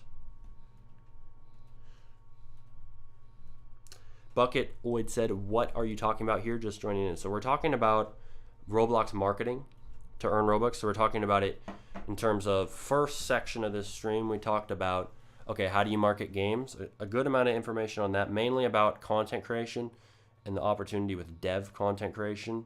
Really good opportunity for people who are going to start a dev channel to start promoting games. And then we also talked about a bit on TikTok marketing as well. And then in this section of the stream, we're talking about commissions and how do you get commissions. I just laid out like the 3 steps you need to take to get commissions, like what I've done and like what a lot of people have done to get a lot of commissions on Roblox. And there's a lot of people who have actually reached out to me after watching one of the videos or one of the streams on commissions, and they've said, I make a good amount of Robux. Like there was somebody, X1CA in chat.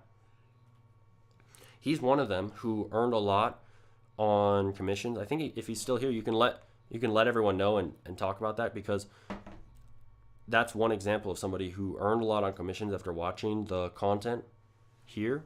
And yeah, so this process really works really well for a lot of people, and anyone can do commissions. And yeah, so that's what we're talking about right now.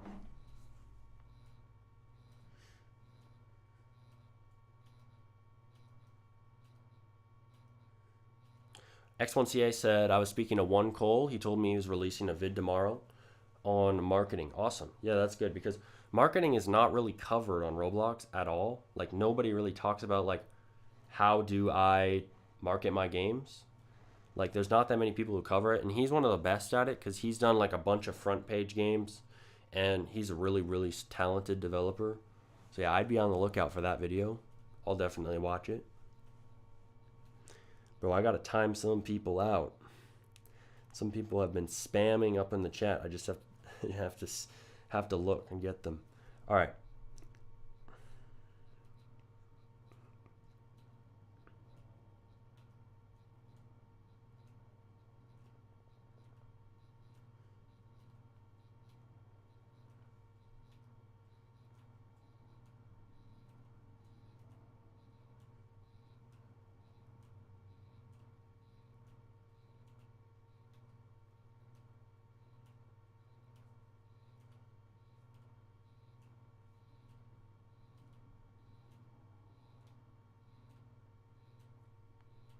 All right. So, next, for commissions, some secrets, some scripting secrets, might I say. In the scripting secrets, I've talked a bit about, or actually a lot about commissions and how do you get commissions and how do you make more than other people who do commissions. Well, I'm going to get into that because as I've talked about, the meta skills, the skills like sales and marketing, writing even, content creation, all of these types of skills, these allow you to promote yourself, market yourself in anything that you do. And some very good sales advice that I learned can really help with your commissions. So this advice comes from a dude named Russell Brunson. Russell Brunson is a top entrepreneur. He wrote this series called .com Secrets. And .com Secrets is a series that talks about, okay, how do I promote online, how do I sell online digital products? And he's like engineered like this whole wave of people who promote digital products online and like sell them. Especially in content creation, content creators, people like Hamza, people like I believe Dan Coe probably have inspired from Russell Brunson, and there's a lot of people. I sure have read his books. I've read .com Secrets. I got to get to the other ones, but yeah, he's really good. But he taught some things that could really help your commissions because these things apply to selling anything, and the things I'm going to reveal in just a few moments are really helpful. So let's get into it. So the first one, this is called an offer stack. So many people, when they're selling anything, they say, okay, you're going to get this. You're going to get, for example, because we're talking about Roblox commissions right now, you're going to get 3 low poly assets. That's it. You're going to get a tree, a bush, and a rock.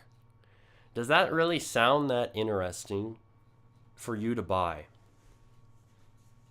Be honest. You can say it in the chat. Does that sound like that interesting? Like somebody's just saying, I'm just going to do low poly assets, really simple. That's all they're saying. Like, is that interesting? Is that something that you really want to get? Probably not. That's probably not like that enticing. So what Russell Brunson did is he introduced this concept called the offer stack. You can use this with Roblox commissions to earn so much more because you can increase the value and the perceived value of your offer. See, there's the price of what you're offering, and say you're doing commissions, you're doing a few Roblox 3D models in Blender for $10, right? And the value, rather, is the amount that's worth the, and oftentimes this is based on how the perceived value by the person who's going to buy it. The perceived value might be, say, $30, for example, the value of that pack, but you're selling it for 10, right? Now, that makes it a much more enticing thing to buy when you know that the value is that much. But that's value, right? That's value, and that's the price. Now, the offer stack is a bit different. The offer stack is where we take, okay, we have that basic offer of Roblox models, right? You're selling your Roblox 3D models, and you're doing this as a commission. The offer stack is where you add more stuff on this. So you're saying, okay, I'm gonna add in a basic map template. I'm gonna add in some bonus assets. I'm gonna add in maybe some instructions that I wrote out in a PDF on how to use these assets better. Anything you can think of to help your ideal customer more for your commissions, you stack that all on. Now you don't just have an offer of, okay, just boring offer of a few assets. No, you have an offer that is an offer stack. You have a whole bunch of things. You have a whole bunch of things inside that commission, and this increases the value of your offer and the perceived value of your offer. And that means that you can also charge more. So you would probably go about this by saying, okay, you have these models, and then you'd add on that list of all the different things you get, right? Add in anything that you think could help them more, give them more value. And when you do that, then you can charge more, and you're also providing a better product to them.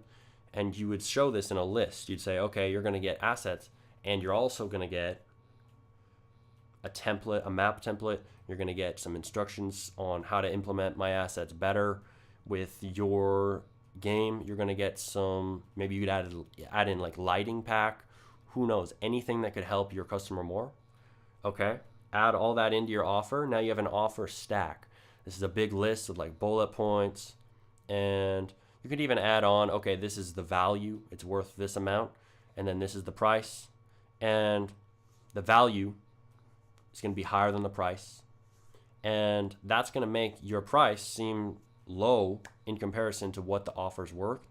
And the offer stack is a really good way to do this because it lets you add a whole bunch of things, and your customer's like, whoa, what the heck? I thought I was just commissioning him for a few Roblox models, but I'm getting all this extra stuff. I haven't really seen anyone really do this in the Roblox community that much, but implementing an offer stack could really help you get more commissions and increase the amount that you earn for those commissions. And yeah, why did I just get idle kicked again?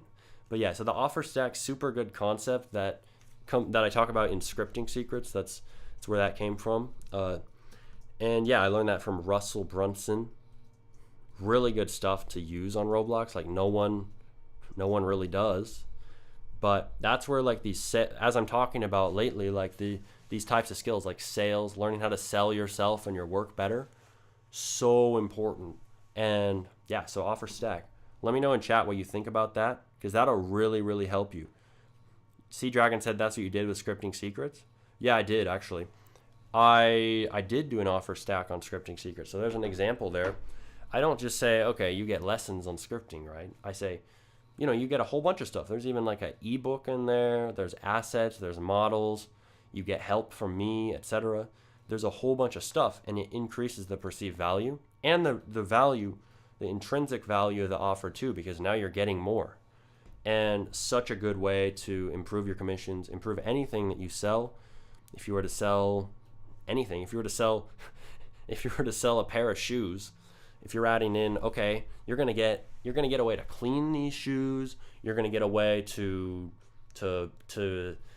you're gonna get a nice shoe rack with this shoe, no extra cost. You're gonna get if the shoes start falling apart, you can come back into the store, we'll fix them. And yeah, so it increases the value of the offer. People are more willing to pay more when you have an offer stack. And yeah, not many people really consider this, especially in the Roblox community. I think this is a really good secret to help you with commissions. So yeah, if you're just jumping in, you can rewind just a few minutes to where we started this section on commissions, this section of this stream. This is a 4 or 5 part stream on how to market and how to earn Robux, because there's not that much information on marketing and these types of meta skills out there in the Roblox space. And I want to provide you with tools to earn the amount of Robux that you want and do it with whatever method that you want. And that's what we're talking about on this stream so far. So yeah, if you're just jumping in or you're watching later, the last few minutes, the last bit of this stream has been about the way that you can get commissions on Roblox. And yeah, so we talked about the 3 steps to getting commissions. Again, the first step is to choose one skill and focus on that. Get extremely good and extremely specialized at one skill. Don't learn any other skills except for the ways that you can market and sell yourself and promote yourself on a platform. Second, you'll want to go and choose a platform where you can promote yourself, such as X, such as even YouTube, such as Discord. You can join Smarty devs, you can join hidden devs, you can join row devs, you can join scripters, CF. There's a bunch of servers out there for promoting your work. And then third step to getting commissions and making a bunch of Robux off of them is volume. Tons and tons and tons and tons and tons of posts. Every time you get a commission, post about it, add your contact details, everything. Post, boom, boom, boom.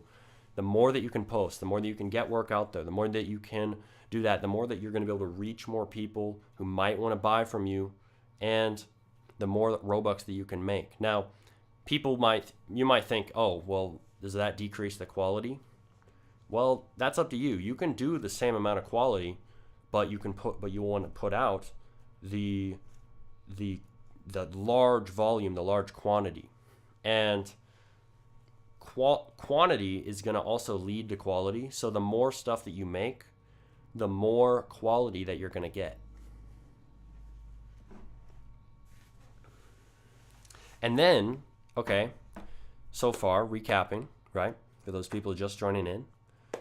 And for those of you, who really want to get good at this and master this, the next thing is the offer stack. So we got those 3 steps down. Those are the 3 steps to getting a bunch of commissions and earning Robux. The next step, the next thing to consider, the next piece of advice is the offer stack. This is stacking on. I don't want to just do 3D models. I want to give you a bunch of stuff. I want to give you a map template. I want to give you a lighting pack. I want to give you this and this and this to increase the value that you're getting.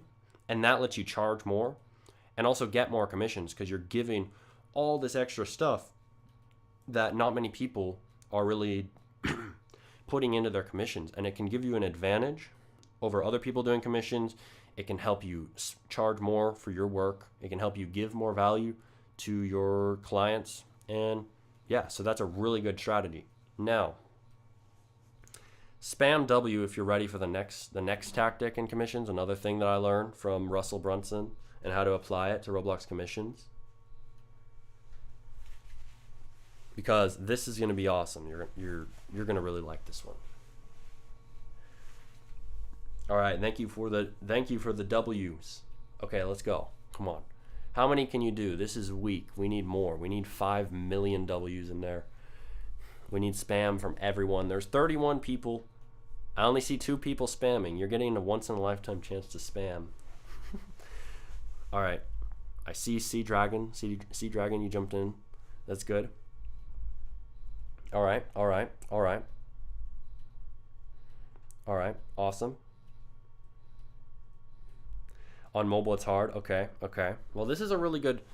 The next thing, you're going to really like this because... Okay.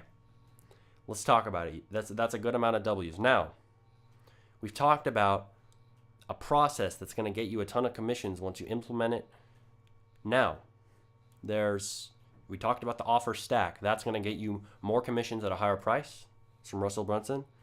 We're taking these marketing insights, these sales insights from the general business sphere, and we're putting them into Roblox, where it's practically overkill, but it's going to get you more commissions. And this next one is also from Russell Brunson. This is called the value ladder.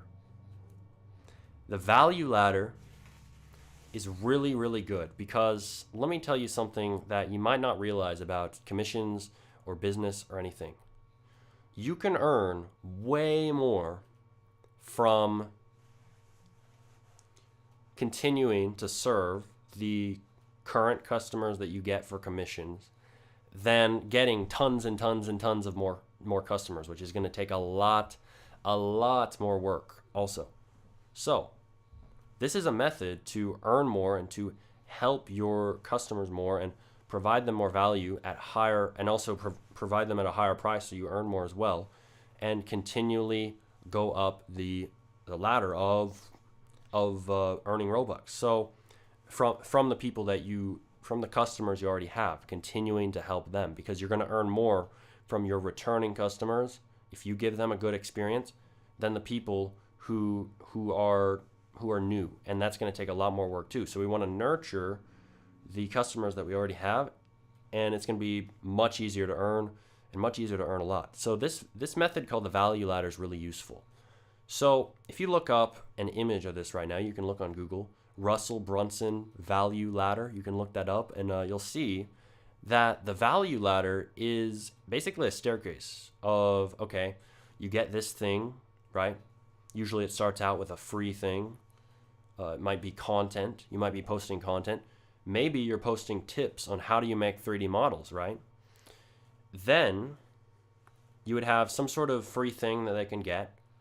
And usually with the value ladder in general, like business, you'd usually do like what they call a lead magnet, which is where you give them something free, they enter their email, and they can get it sent to their email, and then you would email them more in order to promote them stuff higher on the value ladder.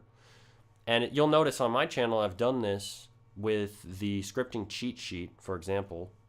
This is a cheat sheet for scripting. And after you watch the easiest beginner guide to Roblox scripting, you can click in the description. There's a cheat sheet, right? That's my lead magnet. And then later, I promote scripting secrets to you, etc. So you can get more value. And yeah, so that's one example of how I've used the value ladder, but you can use this in commissions too. So there's this thing on X/Twitter, which is called auto DM. There's a lot of places where you can do this. You can do an auto DM. It's very, very important, so pay attention, because this could make you a ton of Robux. There's a ton of people out there who are going to be like, what is this? I don't want to do this. It sounds like too much work. That's all right for them. They don't have to earn. You can earn a lot, though, so pay attention. So the auto DM allows you to do this step on the value ladder and do the lead magnet, right? But directly on Twitter. And you can do this on Roblox. There's people who have done this. You basically make a tweet and you say, hey, if you want to learn how to do better models on Roblox, some secrets I've learned, blah, blah, blah, right? Then you can, right below on this tweet, you can comment below and you can say DM or something like that, or models, right? There's websites that'll let you do this. It'll automatically send a DM from your account to the people. It'll send them the thing, right, for free. And then, okay, then you can also DM them after that too to promote your commissions. You can say, hey, if you love this resource I've given you, whether that's a little PDF on how to make better Roblox models or whatever it is, if you've loved this resource, you're going to love my commissions. You can hire me for commissions. And yeah, so if you want to reply to this DM, you can get commissions from me. Are you starting to understand how useful this could be? You could dominate Roblox commissions with this. No one does this. Like, barely anyone does this because it takes a little bit of effort, but dude, you could dominate with commissions. So yeah, so we have, if you're looking, look up the image of the value ladder again by Russell Brunson. This would be like your second step after making content. You'd have your lead magnet. You'd give them something for free if they comment, and you get an auto DM to them. And they would see in that auto DM on Twitter, they'd look in their DMs and they'd see, oh, Smarty RBX said, if I want to get, here's your resource. Now, if you want to get more awesome stuff from me, you can hire me for a commission. Just reply to this DM. And yeah, so there we go. So now you've gotten a lot more promotion on your commissions. And yeah, so the next thing that you would do once somebody would take a commission from you, right? The next thing you can do is, well, okay, they get a commission, they like it, ensure you provide them something awesome. Now, that person, they've gained value from you, and now you can move them up the value ladder more. You can provide them more value. So what can you provide them that costs more and provides them more value? So say you sold them some Roblox models, right? Well, the next step in the value ladder might be building them an entire map. So you would build this entire map for them, right? Or you'd offer them this next step in the value ladder to build an entire map, right? You'd offer that as an opportunity to them to gain more value, and you'd earn more from this. And you would be able to help this customer more, and you'd be able to move them up the value ladder to the next step. And you could continue doing this for a while. You could have, you know, after you sell them a map, you could sell them, say, multiple maps, or you could sell them, hey, say like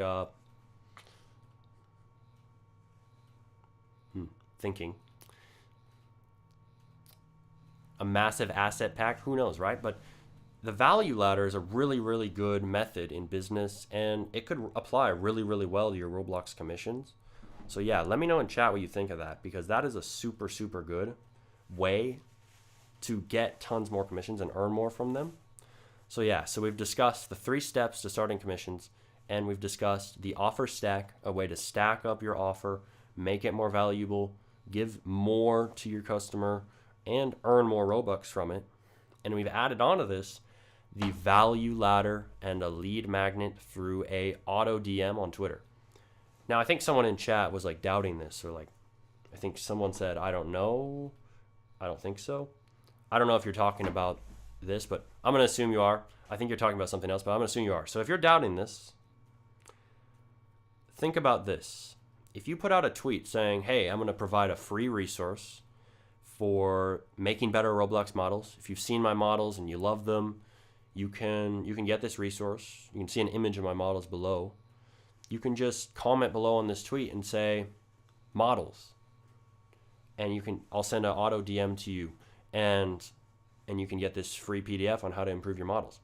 You might think, okay, but how do I know if people are actually going to do it?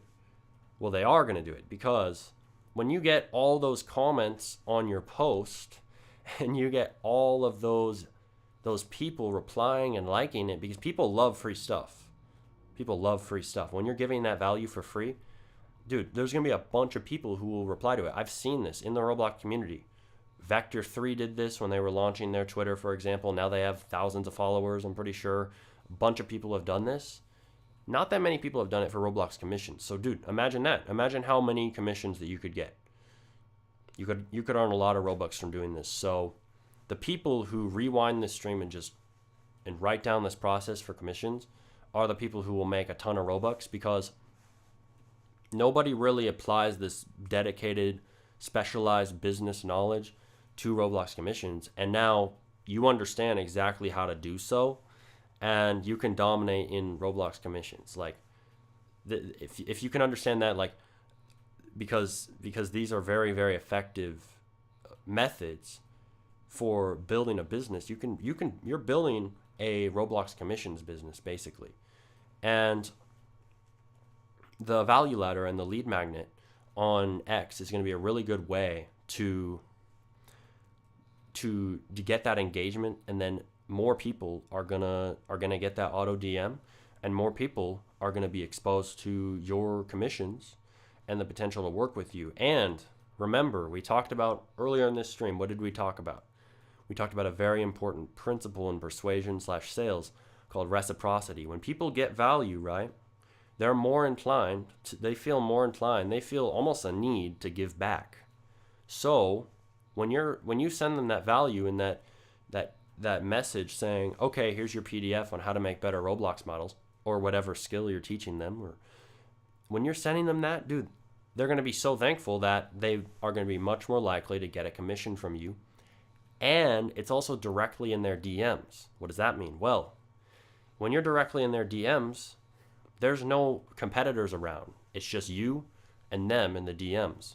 Now they see you, they're like, okay, I see Smarty, he has some good models, and he's saying right here in DMs that you can get a commission. They're more likely to do it because there's less distractions around their screen. Imagine your screen when you're looking on Twitter. There's a whole bunch of tweets, right? Now imagine your streams in your DMs. You might have a few DMs, but there's not nearly as much competition right there. You're more likely to get commissions this way because you're in that vacuum. This is from email marketing. The same thing applies. When I'm promoting, for example, scripting secrets in an email, there's not a whole bunch of there's not a whole bunch of YouTube videos around. If I was promoting it on YouTube, for example, there's not a whole bunch of competition around, and it's more likely to get the attention of my potential client. And the same thing applies to Twitter DMs. So yeah, you can use this on your commissions. You can use this on a lot of things. Really, really, really useful stuff. Sea Dragon said, gotta cultivate trust. Your clients will sell for you through word of mouth. 1000%. That's what this will do as well. That's a byproduct of this. But yeah, so we've talked about the commission process, amazing process for commissions. Stream's going great so far. I'm really enjoying it.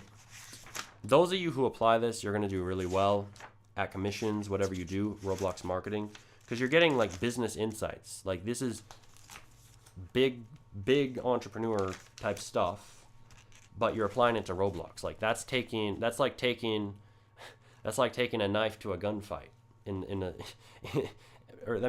other way around. That's like taking a gun to a knife fight in Roblox commissions. For the competition, you're going to be way overpowered for how other people are often doing their commissions, because they aren't always applying these marketing methods. So yeah, there's a lot of potential here. So we've talked a lot about commissions, games, etc. Now we're going to talk about YouTube marketing. So if you're enjoying the stream, make sure to like. This is a really, really, really good section that we're about to do, because we've talked about on the last two streams some really, really good advice for Roblox commissions and some really, really good value on that.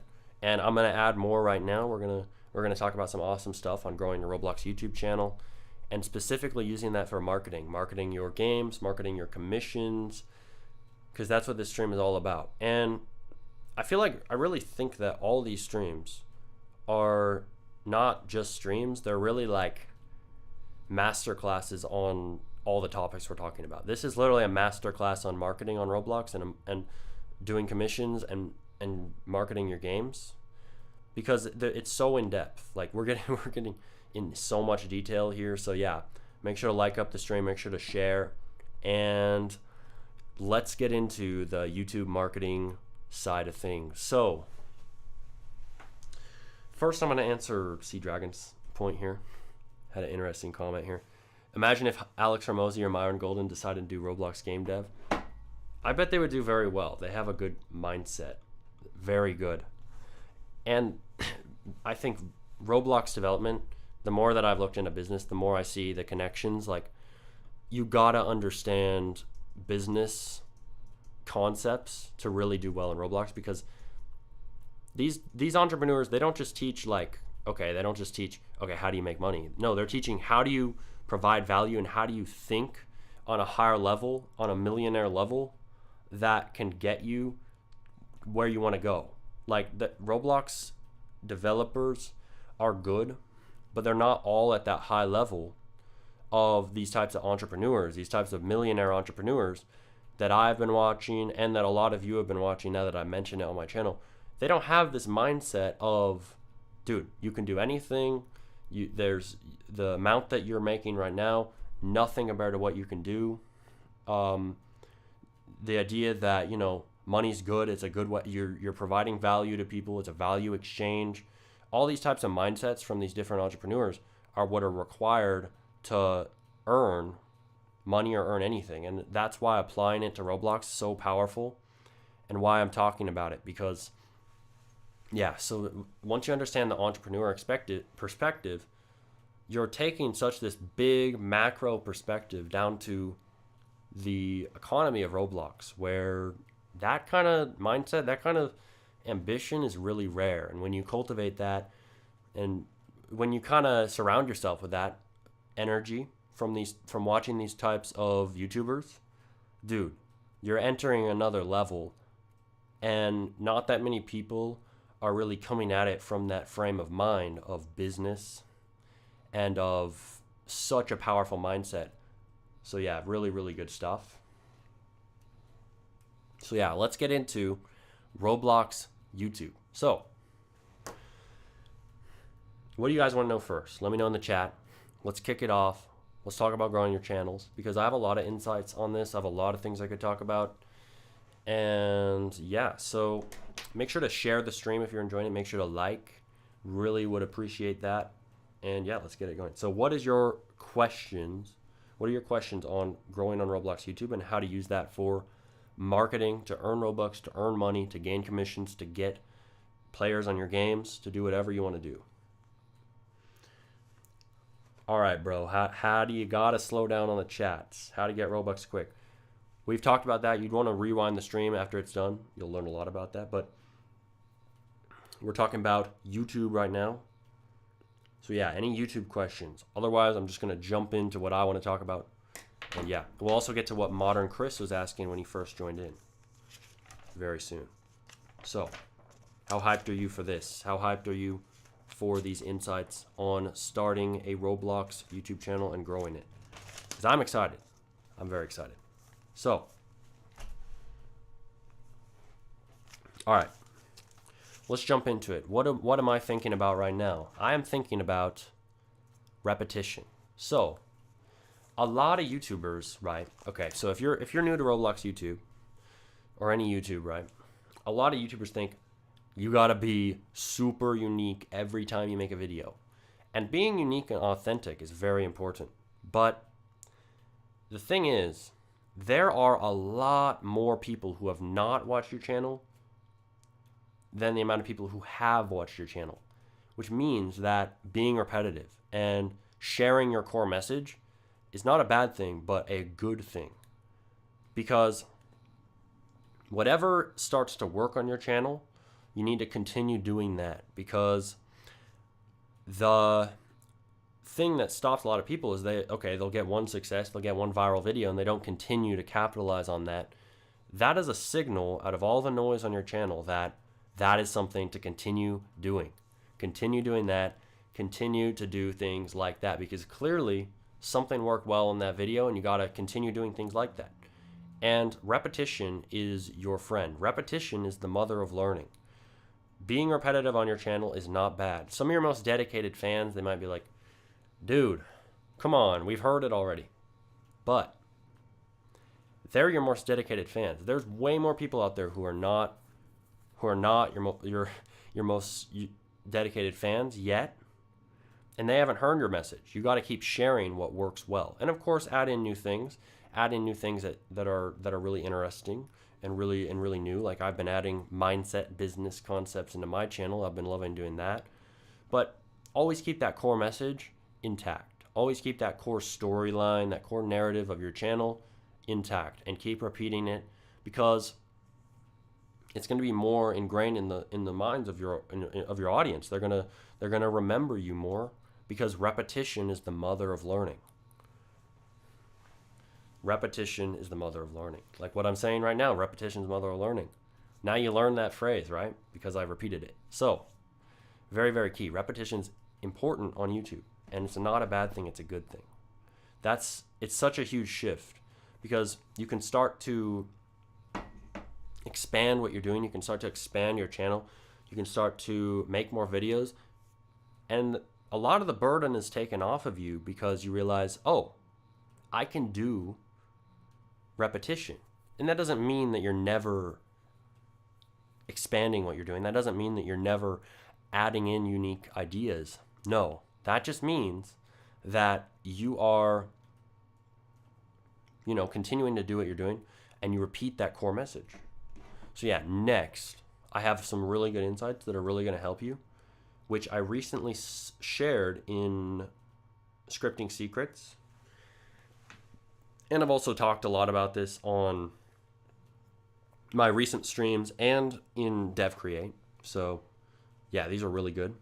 So I'm basically just going to read this right now. It's a really good post that I wrote, and it's super good. So these are 3 things which will enable you to grow your Roblox development YouTube channel to unparalleled heights, to help you promote games, market your creations, create an amazing community of fans, and make an ecosystem of value exchange. So number 1 is storytelling. There's 2 levels to storytelling with YouTube, with content creation. There is the meta story of your channel. You want to focus on your meta story of your channel, the overarching story that you're telling as a whole. The biggest brands in the world have a captivating story that you want to see yourself in. You want to see yourself in that story. That's why you're involved in that brand. This is a primary secret to massive influence, whether that's on YouTube, whether that's anywhere, whether you're making a big company, whether you're making a YouTube channel, whether you're making a Roblox game even. This is a primary secret to massive influence. Then micro stories are within that. So these are on a video by video basis. Each video is a story in itself, and there may even be other stories within those videos. And the continuous narrative, the continuous storyline of your channel will keep your viewers engaged in the reality of your channel. Second, framing is one of the most key components to content and influence, and not that many people truly understand it. So the first thing, with kind of related to framing, is abstract concepts. We talked about this a lot on last stream. Being abstract, being high in the levels of abstraction, because you're going to get a larger reach by producing content on more general topics and selling on those general results that a lot of people in the community or niche that you're in, which is Roblox, want. So results like Robux, etc. You're going to meet them where they're at. They want Robux. They have that desire. And then you're going to guide them to your solutions on your channel, your deeper development content, or your whatever you're doing, right? So you give them the value that they couldn't get without you there to guide them to it. I do this with a Robux video, for example. I make a Robux video. I say, these are some great methods to learn Robux. And then I guide people to learn development, because that's one of the best ways to do so. And I serve that desire for Robux, and I help them get that result that they want. Or, another thing you could do, many Roblox dev content creators do the entertainment route. That's another way to get a lot more views and to reach a wider audience. Because even if you don't do Roblox development, if you're in the Roblox community as a whole, you're going to be very interested in the entertainment side of Roblox development. Like, if people are making entertaining videos, anyone could watch those. So yeah, but the key with all of this is to pull in this large audience with this wide scope. It's a very abstract idea. And that's at the top of your funnel of your content. And you're going to slowly guide them to your more value-packed, advanced content that you want to help them with. And in the last stream, at about 1 hour, 44 minutes, again, 1 hour and 44 minutes into the last stream. I really do touch on this again, and also I touch on framing. And I also talk about storytelling later on. So yeah, really good stream. And yeah, so the third point is that vagueness, being vague, and also repetition are not weaknesses. These are strengths that will allow you to reach wider audiences, provide more people with value, and make great content. These, coupled with, emotionally engaging content, like making videos about Robux, etc., that gets people excited because they really want Robux, right? These are some of your most powerful tools to influence and grow on your channel.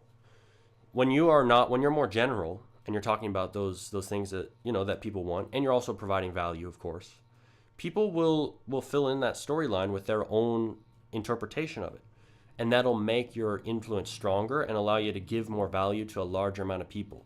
There's a lot of people who will go and they'll be like really, really, really specific with things.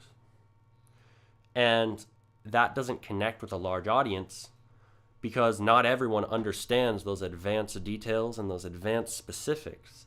The general audience doesn't understand any of that. And you got to cater to that. Be more general. Slowly guide them to the value you want to provide. Help them more. But you gotta start where they're at, which is often on those more general topics. Now, master influence and make a big dev channel. Teach from your experiences. Share your unique perspectives. Be unapologetically authentic and tell your genuine story. That's the core of it. Yeah, that was my post that I just posted in Scripting Secrets recently. Really good. So yeah, that was awesome. Yeah, so that's really how that's really some really, really good keys to growing a dev channel, growing a Roblox YouTube channel, doing what you'd like to do. And yeah, so what I'd like to talk about now is framing. So I didn't really get too deep into framing on that, but framing your videos is the way that you present information. And the way that you present information can change a video from getting 0 views to getting millions of views. Like, it's that crazy. So let me give you an example where framing my content in a slightly different light helped it to get millions of views. So I made a video obviously called The Easiest Beginner Guide to Roblox Scripting. This video was an introduction to scripting. It was around 45 minutes long. Super, super good guide. Amazing. It helped millions of people. And one of the keys to this video getting so successful was the framing of the video. So I didn't just say how to script on Roblox 2022 is made in 2022. I didn't just say that. No, I said the easiest beginner guide to Roblox scripting, because the way that you frame it completely changes the meaning of the video and completely changes what they focus on. So I wanted people to focus on, hey, this guide is a lot easier than the other ones. This guide is super easy. So I said the easiest beginner guide to Roblox scripting. By that slight shift in the way that I frame the content, it got a lot more views. And you can do the exact same thing. Focus on the way that you present information. Focus on the framing of the content. The way that you frame your content completely changes everything about it and everything about the way that the viewer perceives it. So how can you change the meaning of that content to increase the views, to make it a more enticing piece of content that people want to watch, to make it a better video, to get more views, and to make your channel better as a whole? Because the framing is really key. There's a lot of people who go out there and be like, playing Brookhaven, and that's their title. And like, I completely understand, like, when you're starting out having that as your title, but the frame is wrong. Like, it's not, you're gonna get 0 views. That's the harsh truth about titling a video playing Brookhaven, for example. It's not framed correctly where you'll get views. There's nothing there to focus on. Anyone could upload a video playing Brookhaven, right? So it's unfortunate, but it gives you an opportunity to frame your video the right way. So what you would want to do is you'd want to reframe that video to, hey, what's something specific that you did in that Brookhaven video that's really interesting? And when you can go and you can say, okay, going in Brookhaven and scaring my friends, that's a bit better. Now we've changed the frame of the video to where the frame is creating a focus on scaring your friends. We framed it as scaring my friends in Brookhaven, whatever your title would be. Now that's a bit more interesting. That's going to pull in more people because you've simply changed the way that you frame the video. You could have the same video as long as there's a bit of scaring your friends somewhere in the video, right? That is a good way to frame it. That works. So that's something very key to understand with Roblox content.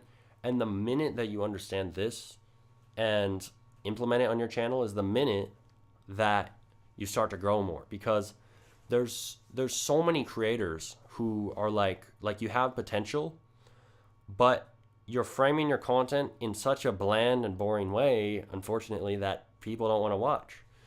And the second that you change the frame is the second that you can start to grow more.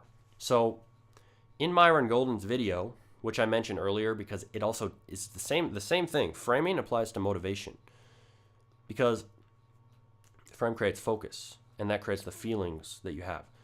In Myron Golden's video, he talks about this. It's called The Master Key to Influence. That's such an important video to watch for motivation, for content creation, for any kind of influence you want to do. And in that video, he talks about this. He talks about framing, and the way that you frame your video creates the focus, and that creates how people feel. So if you frame your content as playing Roblox Brookhaven, well, anyone can do that. They're not going to feel that excited about that. They're not going to get any kind of emotion out of that. But you change the frame. Okay, now we're talking about scaring my friends in Roblox Brookhaven. That's a bit more interesting because you're focusing on scaring your friends. That adds some emotion. That adds something a little bit interesting. I know that's kind of a random example, but you could really do anything, right? And as long as that's in the video, as long as you deliver on it, it's not clickbait.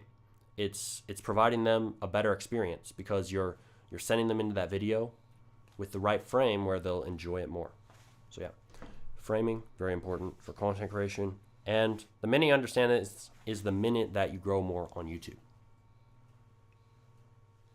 So yeah, we talked a lot about YouTube right here and growing your Roblox YouTube channel just now. Now let's talk about how this can actually impact growing your games. I think people had some questions about this earlier.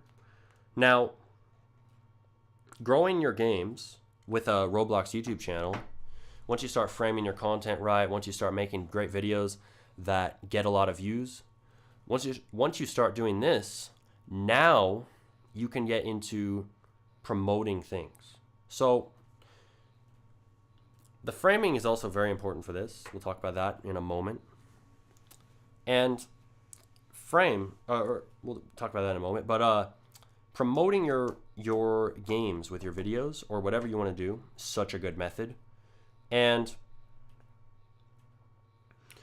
if you make devlogs, for example, like D Happy has done, if you make, say, videos showing how you take Roblox commissions, like RoBuilder has done, you can promote that within the video. So I wouldn't make it the whole focus of the video. I would say, okay, this is how you get commissions, or this is me taking Roblox commissions to earn 50,000 Robux or something. And with this, you can promote your commissions, and you could also promote your games with devlogs. Devlogs, if you don't know what a devlog is, that's like tracking your development journey and documenting it in an interesting way that captivates the viewer and makes them intrigued in your game and want to play it. And the framing, as I said, now that I'm touching on this, the framing is really important to this too. Now, the reason why I said that you should title the video, you know, getting a commission for 50,000 Robux, rather than say titling it, my Roblox commissions, get them now. The reason why is because of the framing. If I'm framing it as it's a challenge, I'm getting 50,000 Robux from this commission, that excites them. They're really interested. If I frame it as an ad for my commissions, that might even make them feel bad. They might be annoyed by that. They don't want it. No one wants to see an ad on YouTube, right? So the framing is very important in content creation as a whole, and it's also really, really important if you want to promote stuff, because a lot of people might think, okay, I can use videos to promote my games or promote my commissions, but they're framing it as, okay, please play my game, please give me commissions, right? Not a good frame from their perspective. They would like to see a challenge. They'd like to see something enticing. You got to frame it correctly. And yeah, so a very, very key to this is thinking about it from your viewer's perspective. So that's the next point. Thinking about your ideal viewer and thinking from their eyes rather than your eyes as the content creator is so important, because your ideal viewer is going to be a lot different in what they want than what you might want necessarily to make as a video. So what you want to do to understand your ideal viewer is write down everything about them on a piece of paper. What is their age? What are they interested in? What do they like to play on Roblox? What do they like to do? What are their hobbies? What do they think about when they wake up in the morning even get that detailed, right? The more that you understand your ideal viewer, the more that you can provide them content that they would want to watch. So yeah, and when you do this, you can think from their perspective a lot easier, and you can make them videos, and you can frame them the correct way. The framing will kind of come naturally when you understand what your ideal viewer wants. Very, very important stuff. And yeah, so you might be wondering, wait, who even is my ideal viewer? I don't know who I'm making videos for.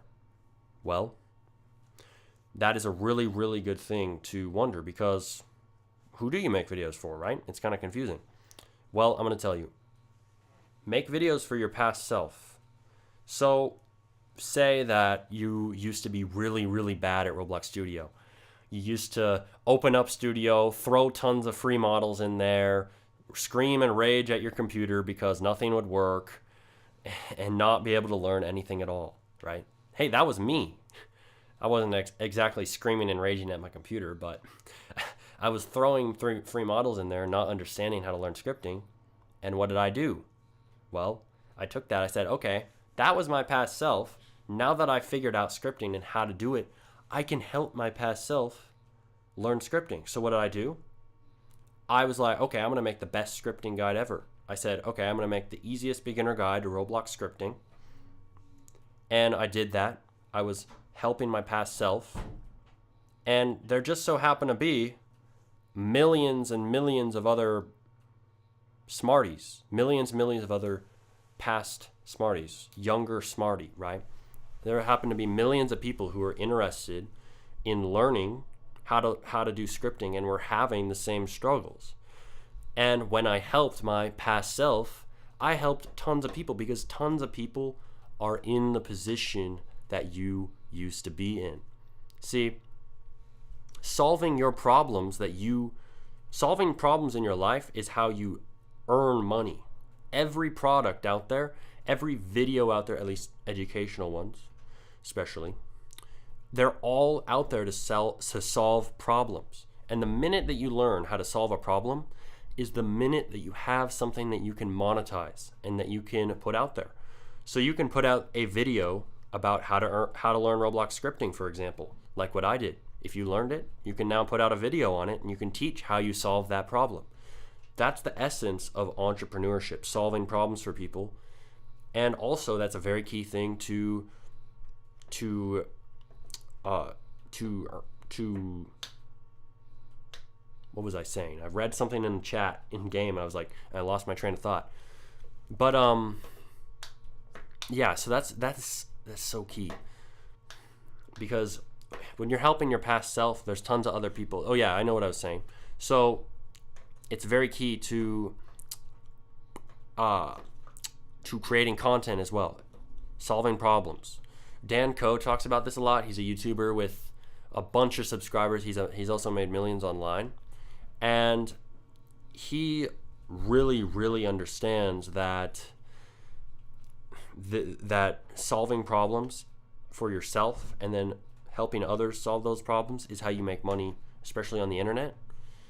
And that is so key in Roblox development in this space, because there's so many problems that you run into as a developer, and the minute that you can solve those for somebody on YouTube, it's the minute you have something that you can monetize.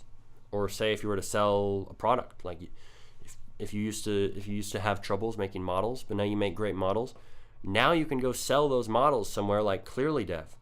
I'm making a video soon on Clearly Dev. If you're watching, you're not subscribed yet, make sure to subscribe, because soon you're going to learn how to earn real money from your Roblox creations from Clearly Dev. Really awesome stuff. So yeah, get subscribed, because there's going to be some insane information on that. But yeah, so yeah, that is the essence of using YouTube to gain a lot of views and to promote your games or commissions. Or you could promote your group, you could promote your clothing, anything. But you may want to rewind and take notes on what I've been speaking on, because these are so key to actually promoting your stuff that without it, you probably will get zero people playing your game, 0 people buying your clothing, 0 people joining your group unless you apply these. And especially framing, because framing is how you position your video correctly so that people perceive it in the right light, so that they feel intrigued to click on it. And framing your videos wrong for the person you're trying to reach is going to lead to the downfall of it. And you're not going to be able to promote your stuff unless you can frame it the right way for your ideal client, customer, or viewer. Unless you can frame it the right way for them, all of the views and all of the potentials out the window. So the minute that you start framing it the right way is the minute that you can start earning Robux or earning real money from what you want to promote. So yeah, so that's how you use YouTube, or you could really apply this to any content platform. You can apply this to any social media platform, framing it the right way, thinking of your ideal viewer / customer, etc. Very key to earn a lot of Robux and get a lot of commissions and promote your games and promote your group, anything you want to do. So yeah.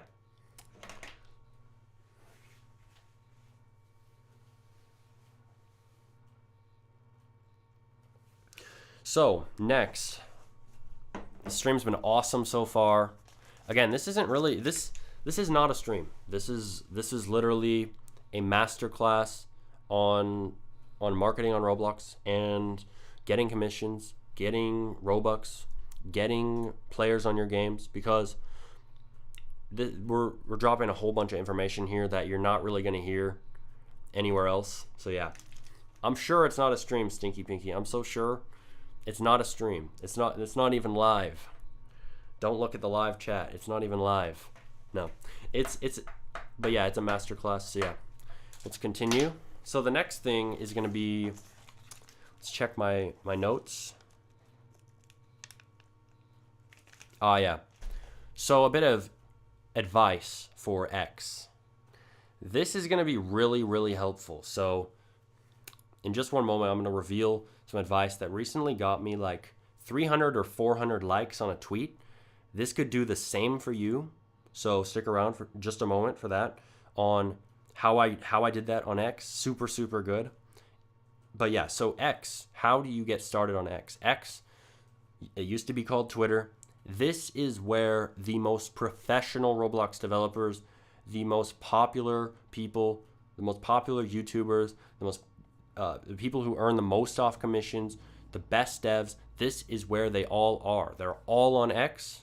And if you aren't on X, you're probably missing out on a lot of Robux and a lot of commissions that you could get if you were to start on X. So starting on X is very key. I'm going to tell you how. So first thing is that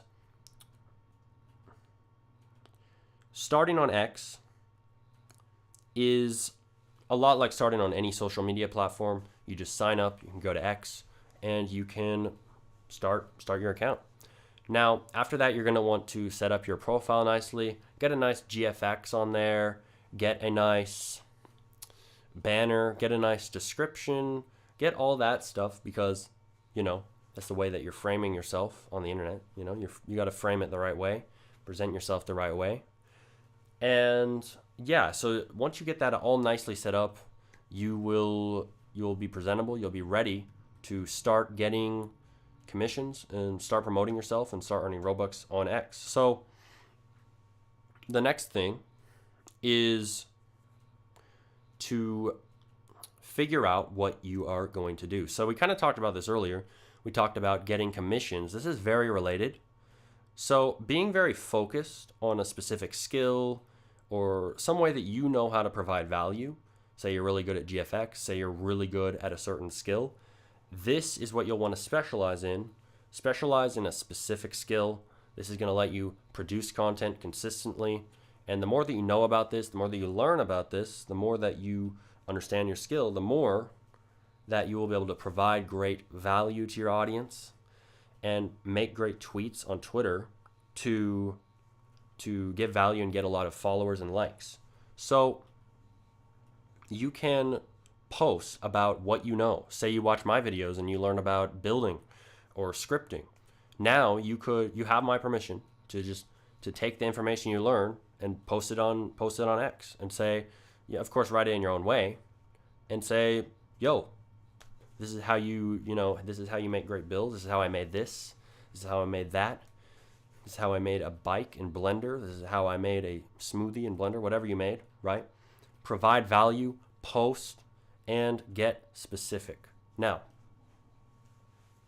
after you do this, the third thing is to post a ton. Increase the volume of what you're posting. So we talked about this earlier. It's really similar to the commission process.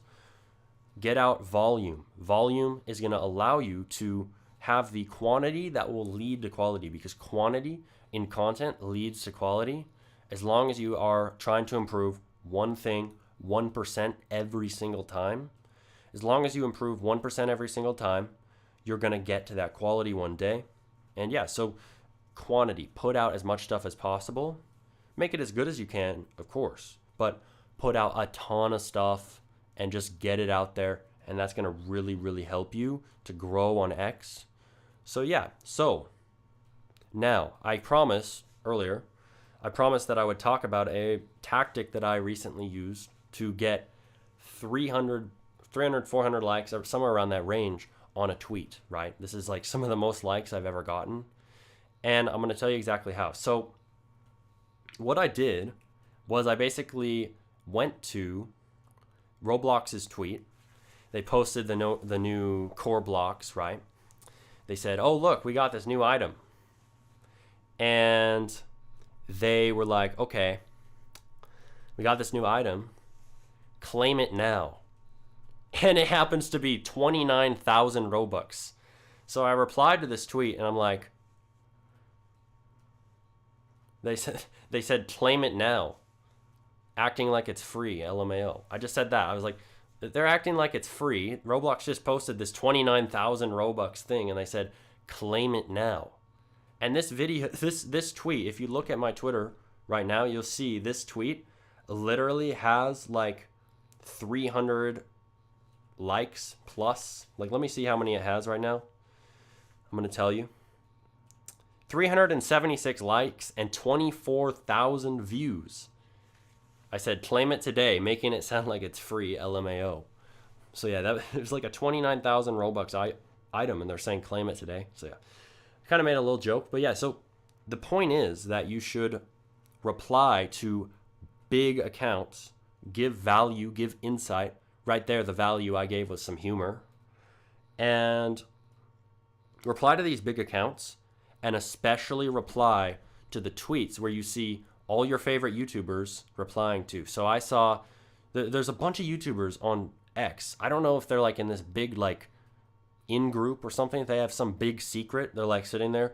All right, guys, we're gonna post on this tweet right now, because that's what it seems like. There's like Creekcraft, there's Chiseled, there's Schlep, there's all kinds of people out there. There's RBX News, there's Alex Tanuki, there's Event Hunters, there's all these people. There's DJ Monopoly, whole bunch of big Roblox YouTubers, whole bunch of big Roblox news accounts, and they all post under the biggest tweets at the same time. All of them, they post under these tweets at the same time. So this made me think, wait, I gotta jump in on this secret club of posting under these tweets and saying something, adding some insight, adding some value, adding some humor, whatever you want to do. Jump in on these tweets where all these big YouTubers, big accounts are talking, because you're going to be mixed in with them, and you're going to be able to get a lot more likes if you're in there. So reply to those big tweets, reply where the big YouTubers are, follow the big accounts, follow where they're going, because I don't know if they're in on some conspiracy to reply to all the same tweets. Kind of seems like it to me. I don't know. Maybe you guys know. But there's a whole bunch of people out there. They're like commenting on all these tweets. And there's a bunch of famous people in the Roblox community. They all reply to the same tweets. Whenever Roblox tweets, for example, whenever RTC tweets, they're usually there. You'll notice that your favorite YouTubers, Creekcraft, etc., they're all there. So jump in on the action, and you can start to get a ton more likes. Now, when I did this and I got 370 some likes, right? When I did this, I also got a ton of followers. I think I gained first of all, you gain followers slowly. I think I gained like 20. Maybe I'm wrong, but I think I gained a good amount of followers. Maybe I gained less, but either way, right? Any amount of followers you can gain on X is good, because it's harder to gain followers on there than it is on a lot of other platforms. So yeah, that's a really good tip to grow on X. And yeah, so let me check the chat. That's how you grow on X. That's how you start to do that, so that you can market whatever you want to market on Roblox. Market your stuff, earn Robux, do whatever you want to do. And yeah, so it's going to really help you to promote on X and to grow on that way. And apply this interesting insight, because I realized this, that I connected the dots in my mind. I was like, oh, I got to just jump in on this, then I'll start to get followers. I got to jump in on this hype train of YouTubers, big YouTubers. Jump in with them and just start replying to these big tweets, and maybe I'll get some followers. So yeah, now I'm growing a bit on there. You can follow me, SmartyRBX, on Twitter, by the way. But yeah, so awesome stuff. Yeah. X1CA said, been listening to this so far, really motivational. Happy to hear. I want to provide the most value I can. Now, remember, don't just get motivated, take action on what I'm saying, and also look, like the people who look deeply at like the advanced, really specialized knowledge in here, the people who look deeply at that and who apply that are the people who are going to succeed the most in earning Robux, in getting commissions, in promoting games, in growing on Twitter, in growing on X, in growing on YouTube, anything you're doing. The people who would apply these advanced insights are going to do the best, because most people, they don't have the tenacity to apply them. They don't have the tenacity to get started on this content. So yeah, if I were you, I would rewind. I'd look really closely at things like framing and stuff, because these are the types of insights that you're not really gonna understand anywhere else in the Roblox community, especially, and they're gonna really help you. So yeah, I hope you've enjoyed everything so far, and I'm gonna answer a bunch of questions right now, and then we may close off, we may not. Stick around and see. So yeah, whatever your name is, sorry. Smarty, are you still excited for the egg hunt, or are you excited for the egg hunt? Yeah, I am. I was confused whether or not they were going to do one, but I think they are. That's really exciting. D Happy said, hi, Smarty. Hello. X1CA said still here, LOL. Hello. Awesome. Oh yeah, shout out to Stinky Pinky for moderating the stream. There were a bunch of people spamming earlier, and he covered them. So yeah, shout out to Stinky Pinky. He's right next to me in game too. But yeah, this has truly been like a masterclass on Roblox marketing. I've loved it. It's been an amazing stream. Make sure to like the stream if you loved it as well. And yeah, so it's been great. And if you have any more questions, let me know. Right now, you can let me know in the chat, and let's get them going, because I've covered a lot here, but there's so much more I could talk about, and you just got to ask, and I can. Smarty, should I post my models even if they're bad? Yes, and I'll tell you why. When I started doing commissions, right, I didn't think my models were that good. I'm going to be totally honest. I did not think back in 2020 that my models were good enough to get a commission with the Ryan's World Roblox game. But I did it, right? You increase the amount of luck you have by doing more. That's it. Do more, put more out there, launch more stuff into the void, right? And something has to work once you post so much stuff. Once you do so many things in the world, you're applying pressure to everything. You're applying pressure to the universe, whatever you want to say, right? You're applying pressure. Something has to work. Every action has an equal and opposite reaction. So yeah, post it, because that worked for me. I just put out my stuff. I was like, this isn't the best, but hey, it's decent and I can improve. And I put it out there, and I got a commission on the Ryan's World Roblox game of all things. That was awesome. It was an amazing opportunity, and I just did it. And it happened out of sheer luck or whatever chance it was. It happened to grow. I mean, it happened to catch their eye because it was really similar to what they were doing in the style in the game. And I posted it, and it worked out. And that could happen to you. The same thing could happen to you. Who knows? Maybe there's a big studio out there, and your style, even if you think it's bad now, they may like it. It may fit what they're doing. You never know. Now, yeah, so post it, put stuff out there, improve as you go.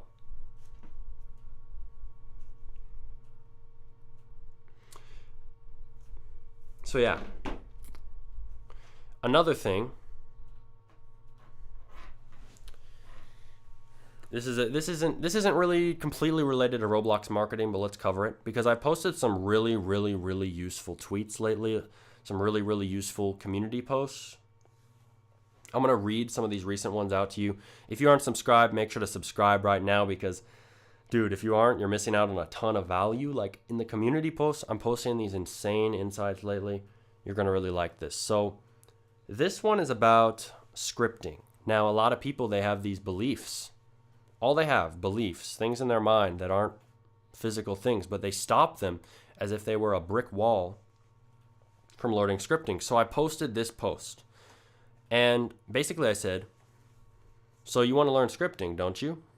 But then you say, I can't. I'm too dumb to learn this. Wasn't that a dumb, stupid belief to have? Stop sabotaging yourself. Everyone can learn Roblox scripting and learn to program games, but first you have to program your mind to let you learn it.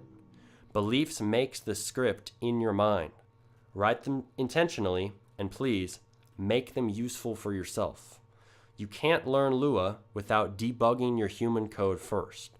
Your words make your reality. Now make your scripts and make your games reality, but don't forget what script you have to start with. So yeah, that's a really good tweet, because